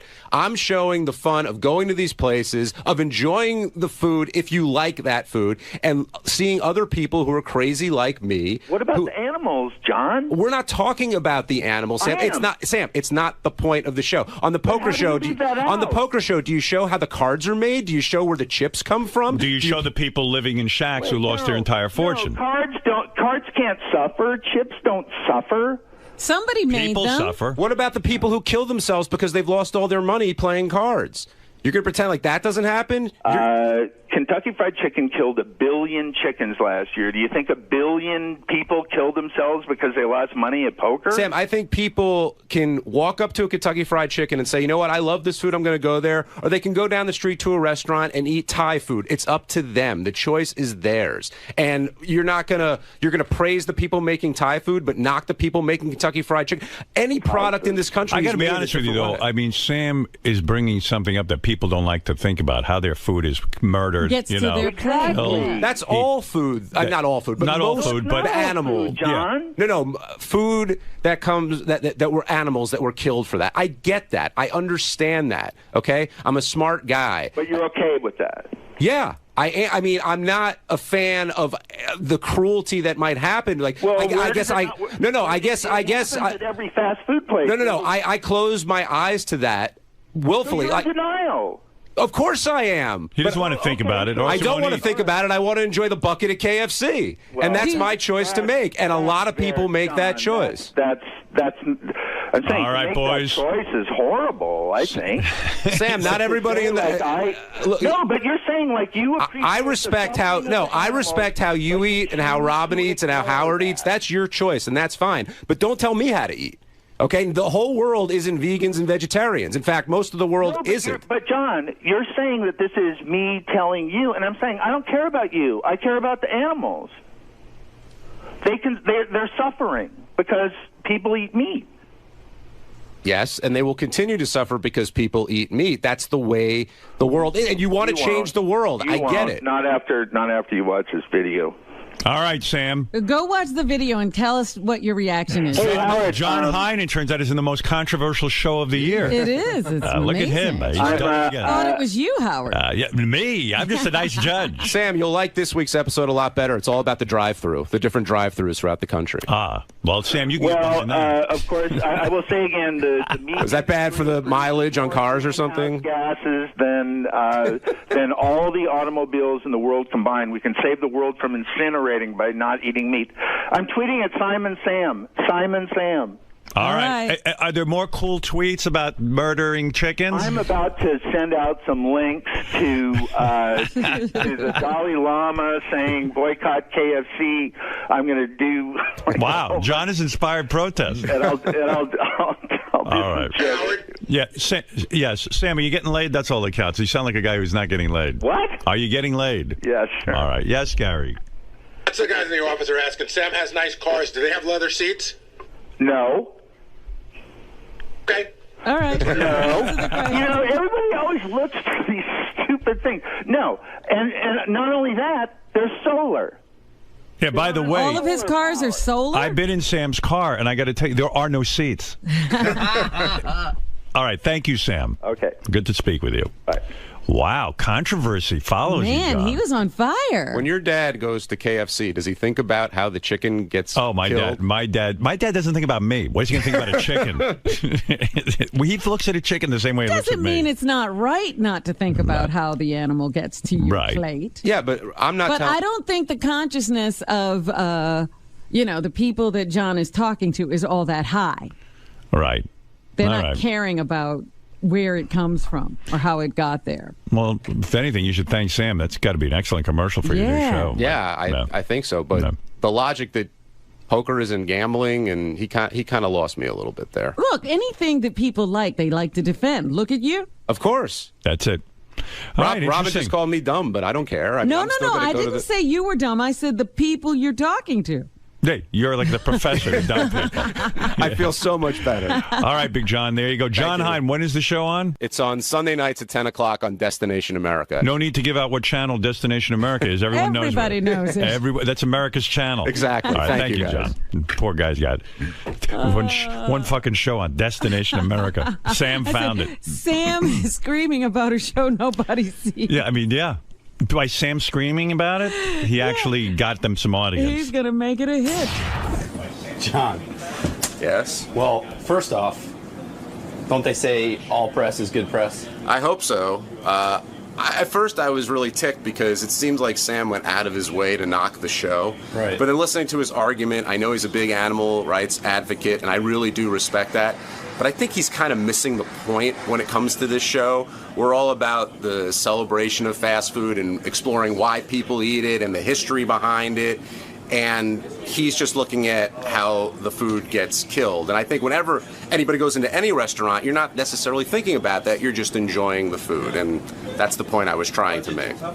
And Sam is just another hypocrite with another. We're all hypocrites, and we all have vices, and we all do things that, we all have things that we're passionate about. But when you guys pointed the finger towards him with gambling, with being a boxing manager, with the way The Simpsons portray certain elements of society, he really had no argument. I'm glad Howard brought that up. He argued it much better than I did, and it's true. I mean, I love to gamble, but you're kidding. Poker isn't gambling? Right. That's just a stupid thing to say. And with managing the boxers, though I said he wouldn't do it now, you get in the ring, you're taking your life in your hands. I'm not not knocking either of those things, but people understand the consequences of what they're doing and then make their decisions accordingly. And that's all I'm saying about this. Plus, this is more about, having kids that had birthday parties at these places when they were 6 years old. The goofiness and the wackiness and the fun. This isn't a hard-hitting documentary on cuisine. That's not the point of the show. It's just to have fun at these places that so many people go to. Right, it's about the culture and nostalgia associated. Absolutely. All right, Sharon, I've kept you on hold long enough. I promised you I would get to you first thing in the morning. Oh, it's no problem. All right, Sharon. Sharon wants to play a game. I have a Bigfoot game for her. It's time to play Bigfoot Game. How is the Bigfoot game played? Glad you asked that. The Bigfoot game is very simple. If you're playing along at home, have fun and get our home game as well. The game is played very simply. We ask Bigfoot a question. Let me give you a sample. Here's the first question. This doesn't count. This is just a practice question to get you familiar with the game. We ask a question like this. What is Bin Laden's first name? All right. Now, Bin Laden, as you know, is Osama Bin Laden. And most Americans know that name. It's gone down in infamy. But does Bigfoot know the name? But Bigfoot lives in Vermont. He's isolated. I don't know his intelligence level, but it doesn't seem all that high. And so, you'd sit there and you debate it in your head, but you got to come up. It's, listen, you got a 50-50 chance. The big thing about these games is that Bigfoot does know something. Well, we just don't know what it is. That's right. You got to tap into the Bigfoot mentality. Like, for example, I would say he probably does know Osama bin Laden. Really? Yeah, I would think so. No. You would say no. What would you say, Robin? I think he must know Osama bin Laden. Right. So this doesn't count. This is just to see where his head's at. Let's find out. Bob bin Laden. Well, actually, that's. It's right. No way. His real first name is Robert. He changed it. No, you would have been right, Sharon. You would have won. Yeah. Okay. So there we go. All right. So we're going to play the Bigfoot game now. Now, Sharon, in order to get this fabulous gift of the iPad, which I love, and Citrix was kind enough to give it to us. Yes. In order to get it, you've got to get 3 out of 5 right. Oh my gosh. Okay. Yeah. Okay. So let's start with your first question in the Bigfoot game. All right. Here we go. What is H2O? What is H2O? Now, you must know that, Sharon, right? Yeah, I know what that is. What is H2O? It's water. Water. That is correct. Now, get inside the head of Bigfoot. Absolutely not. You say, no way he knows. Now, Bigfoot had to go to school. They teach that in every school. Yeah, but what class was he in, Howard? Yeah, no way. I think he went to school for head lice. No way. All right, here we go. H2O, you say no. Fred, lock her in on a no if you don't mind. All right. That is my game show assistant, Fred. Thank you, Fred. Yeah. Most people have a beautiful woman. No. You're Fred. My Vanna White is a rather haggard. It's the bizarro world. Tired man who I met in Hartford. A true genius would have, a hot blonde. Yeah, Megan Fox would be your assistant. Even Merv Griffin knew to put a hot blonde there. But I have Fred. All right, Fred, you locked her in on a no. I did. Let's find out. The question is, what is H2O? Water. There you go. No way. You got your first one wrong. And he said it definitively. Yep, this is what I'm telling you. The game is trickier than you thought. Boy, it sure is. Yep. All right, I tell you what I'm going to do for you, Sharon, because I'm in a magnanimous mood. Oh, be in a magnanimous mood. I'm going to give you one last one. If you get it right, I'll give you the iPad. Oh, Winner takes all? That's it. Winner takes all, Robin. All right. That's right. Excellent. Okay. All right, we asked Bigfoot the following question. Okay. How many wheels are on a unicycle? Oh, boy. Oh, my God. Good luck. Oh, my God. How many wheels are on a unicycle? I say there's no way in hell he knows this. I agree with you. There's no way in hell. I don't think he knows what a unicycle is. You never know what Bigfoot's experience has been. He could have been involved with a circus. I have to go with my gut on this one. I've got to say no. Yeah, I could see him as like the bearded lady in a circus, and he hung out in the cage next to the unicycle man. I mean, I think he's got to think it's a bicycle. Yeah. What are you going to say? You're going to say no? Okay. Know. All right. I mean, this is the kind of thing a 7-year-old would know, so I would say he doesn't know. Yeah, there's no way. All right. Let's hope you're right. I got my fingers crossed for you. Let's hope. All right. Here we go. Bigfoot. How many wheels on a unicycle?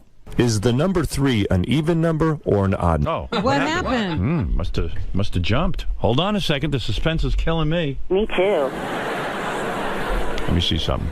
How many wheels are on a unicycle? All right, here we go. Is the number 3... Oh, they didn't edit it right. I think he said 2. He said 2. He said 2. He said 2. That just totally blew, though. Yeah. But anyway. I won. I got to get out of radio. Not a clean contest. But I got to tell you, at AGT, this shit don't go down. Although they did get scammed. Yeah, what's worse? I don't know. Guys, what happens there? Who is putting this on the DVD or whatever that's called, the CD? Who's the culprit that just sabotaged my game? Bring him to me. Bring him to me. Bring him to the call. Sal will be in a moment. It's Sal, that fuck, with the teeth. He's so busy whitening his teeth. By the way, good thing, Robin, I'm reading GTD, Get Things Done. You're going to watch me fire Sal now. Okay. Sal, what the fuck is wrong with you? I did nothing wrong. I double-checked it for your accuracy, and then you went back, and the answer was there. Sal, there's no stop between the question and the answer. It was on mine, and I double-checked. That's weird. So if I go is there back a track there, Howard? Is it on the particular track? I know there's no stop. No, it's no stop. I double-checked it for I need a stop. I know. It should be on the track. I double-checked it for accuracy. You double-checked it. I double-checked So if I go back there and play it and it doesn't work, will you resign? No. Why? Well, because you double-checked it. Why are you afraid to risk your job on this? Let's play the real game show. Forget Sharon and her dumb iPad. Let's play the real game. Howard, I'm not lying. I know better. You see this CD? Track 12? Yeah. It's track 11 and 12 for the game. Right. I'm going to go back there. I'm going to play it. Right. If it stops, you have no problem. You have your job. I have the same exact player as If it doesn't stop, you lose your job. Why wouldn't Fred, lock him in on a yes and no. Why would it not stop, though? Why would it not stop? Let's play the game. If it's on the track, why would it not stop? It didn't stop. I just play here. Listen. Well, you went back and then it played. No. I heard the answer. Of course it did. But it played. It wasn't proper. It wasn't like all the other ones. I know that. So you did it wrong. You did your job wrong. You don't know that? I didn't do it wrong because when I checked it worked out. Listen. Okay, go ahead. How many wheels are on a unicycle? And then I go to play the answer. Is the number 3 an even number or it's an missing? And then how'd you find it? I had to keep going back until I could find it. Well, maybe the CD has it after. Listen. Listen. Oh, God. Here's what you did. 2. Is the number 3 an even number or an odd number? You combined it with 12 and 13. You fucked up. I don't recall that. You fucked up. You don't recall it because you're busy teeth whitening. Your teeth look like shit. You dummy. You had nice teeth. $12,000 on teeth. 6. And 6 because you fucking cut a deal so you can do free commercials on my show, you cocksucking user. Get out of here. I've never done a free commercial on your show. 6,000. Why did the guy give you a discount? So you mentioned it on the show. I mentioned my teeth. I never mentioned him. Yeah, okay. So again, I'm a dummy, right? There's You're a not distinction. a dummy. I'm sorry about. I'll tell you what. I'll mention my teeth if you give me a discount. That's not how you use me. You have no respect for me. That's a blatant user. lie. He mentioned the dentist's name in the news story. Yeah.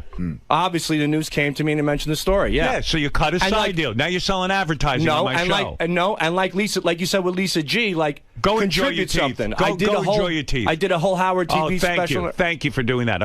Next time, consult me first. See if I want it on Howard TV. You getting your fucking dumb teeth. Well, I went through Doug. All right. I'm sorry about this. I fucked up. I'm very sorry. Check your work 500 times. I will. But that is very strange. I apologize profusely. I mean, it's crazy. I have been Howard. Why don't I fire you? What's wrong with me? Am I a sucker? No. And then you go out and cut side deals?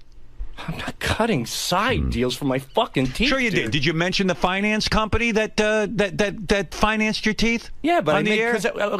When Gary asked me about, you get a special deal. You got $6,000. Yeah. You were paid $6,000 for a commercial, and you don't know you did the wrong fucking thing?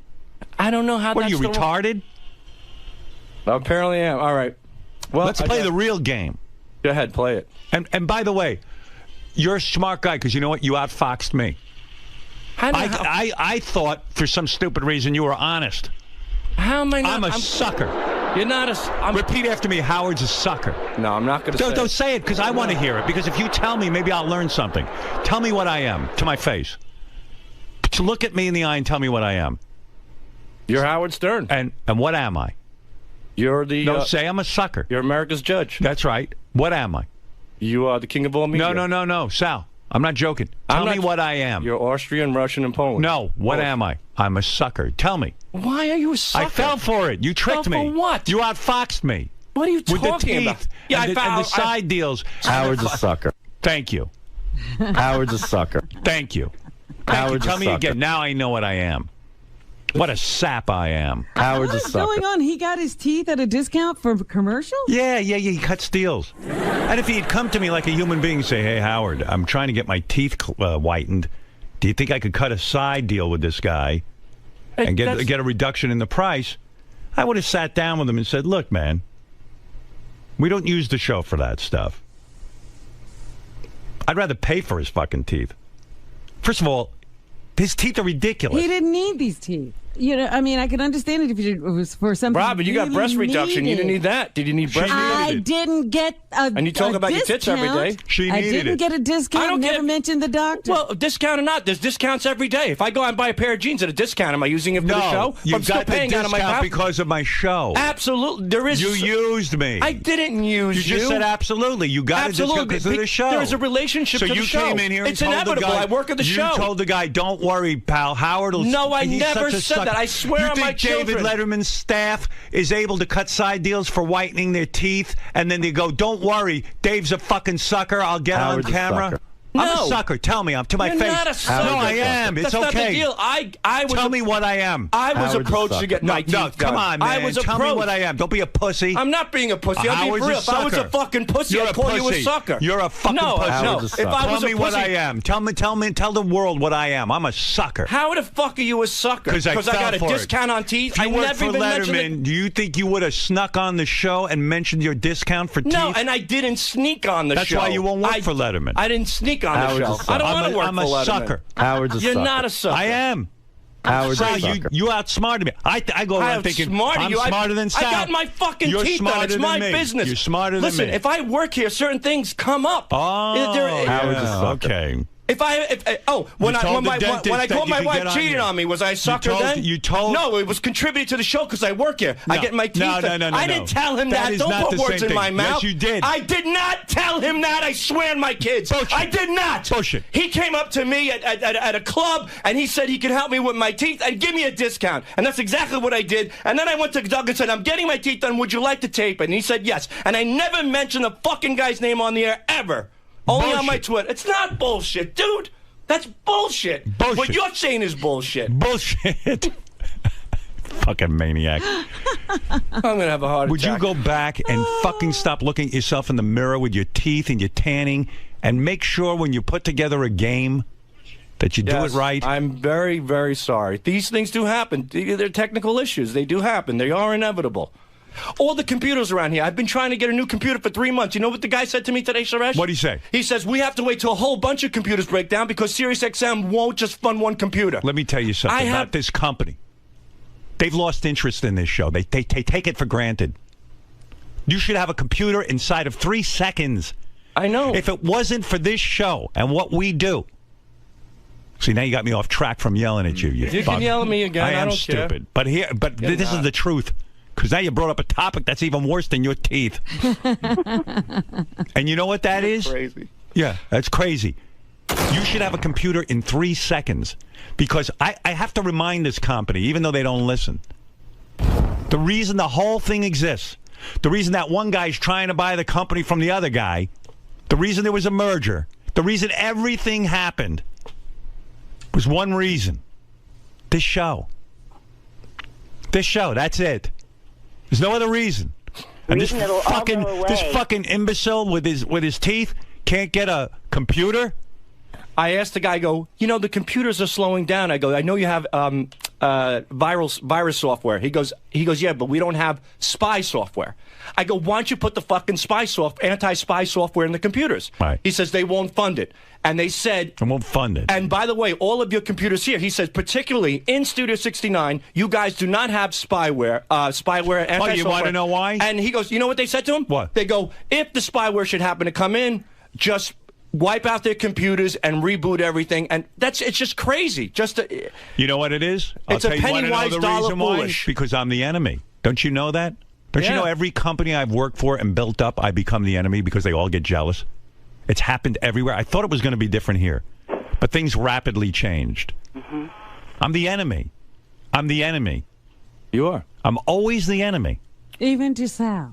I caused a merger of two companies when XM was clobbering this company. You think the computer would... Do you think that if I ran this company, I'd say, you know what? I'm going to get rid of an entire channel just to make sure you guys have a computer. Exactly. They could get rid of 500 of these channels, and they'd still... And nobody'd even notice. No one would even know. Right. We requested a Dolby Audition software update. Listen, just do me a favor. He got you off track. He did. He did get me off track. Shut up, Fooey. Howard's a sucker. He outfoxed me. Go back to taking your nap. There's nothing more disgraceful and disgusting than going to sleep on the most popular radio show in the world. Don't talk to me about a technical glitch. It's a technical glitch. A technical glitch. You didn't It was all the time. If you did, you didn't check your work. I want you to admit you didn't check it. I swear to God, I checked it. I swear to God. And you know what? And I'll tell you what. And I remember. I'll break it down for you specifically. I remember turning it back. I remember that jump. I remember it. And then I turned it back, and then the track played. Impossible. But what I remember... My CD player is no different than yours. I know it's not, but I'm saying, like, I remember... CD player. I'm telling you specifically, I recall... Gary, go back in Sal's room and play it back. I guarantee you it won't I'm saying work. to you that it jumped in my computer, but when I turned the dial back, it played. Okay. But if it jumped in your computer, so you that heard would be it without it working, and then it played, and then you just said to yourself, "Okay, now it works." No, it played at the answer to. Listen to what you just said. Right. Listen to what you just said. No, I didn't. No. Yes, that's just what you said. I guess so in some odd way. In some odd way. Nothing odd about it. What you just said was, I played it, it jumped. Then I played it again, and it was fine. And then I gave it to Howard. That's right. That's why you're a fuck up. I went through. Listen to me. And then I went through the rest of the tracks. Listen to me. I can't have this. I can't go through a contest and have that. I know that. And you know what? In the past year, Sal, there haven't been any... Teeth are unimportant. I agree. All right, fine. You think you're going to have some movie career because of your dumb teeth? We're doing a few films. You work for me. I'm the only one paying you. I know. Trust me. There's a few shitty, what he calls independent films, which means they're not even independent films.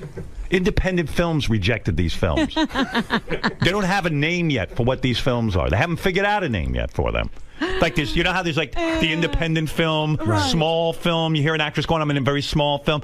This film is so fucking small, they haven't figured out how to give it a word, like microscopic films. They're coming up with a new term. I think it's called straight to DVD. Yeah. Well, DVD, there'll never be a DVD. Straight to video cassette. I mean, it's unbelievable.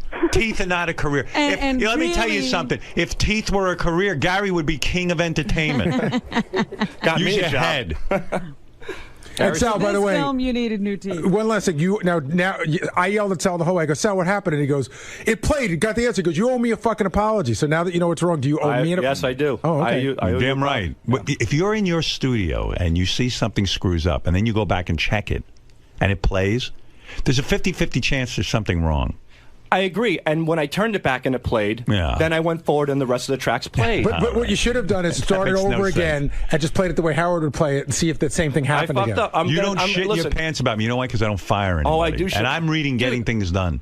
I don't sleep at night. I don't sleep at night. You don't sleep at night because you don't get any pussy. Well, that's another story. I jerked off last night. I came hard. I slept like a rock.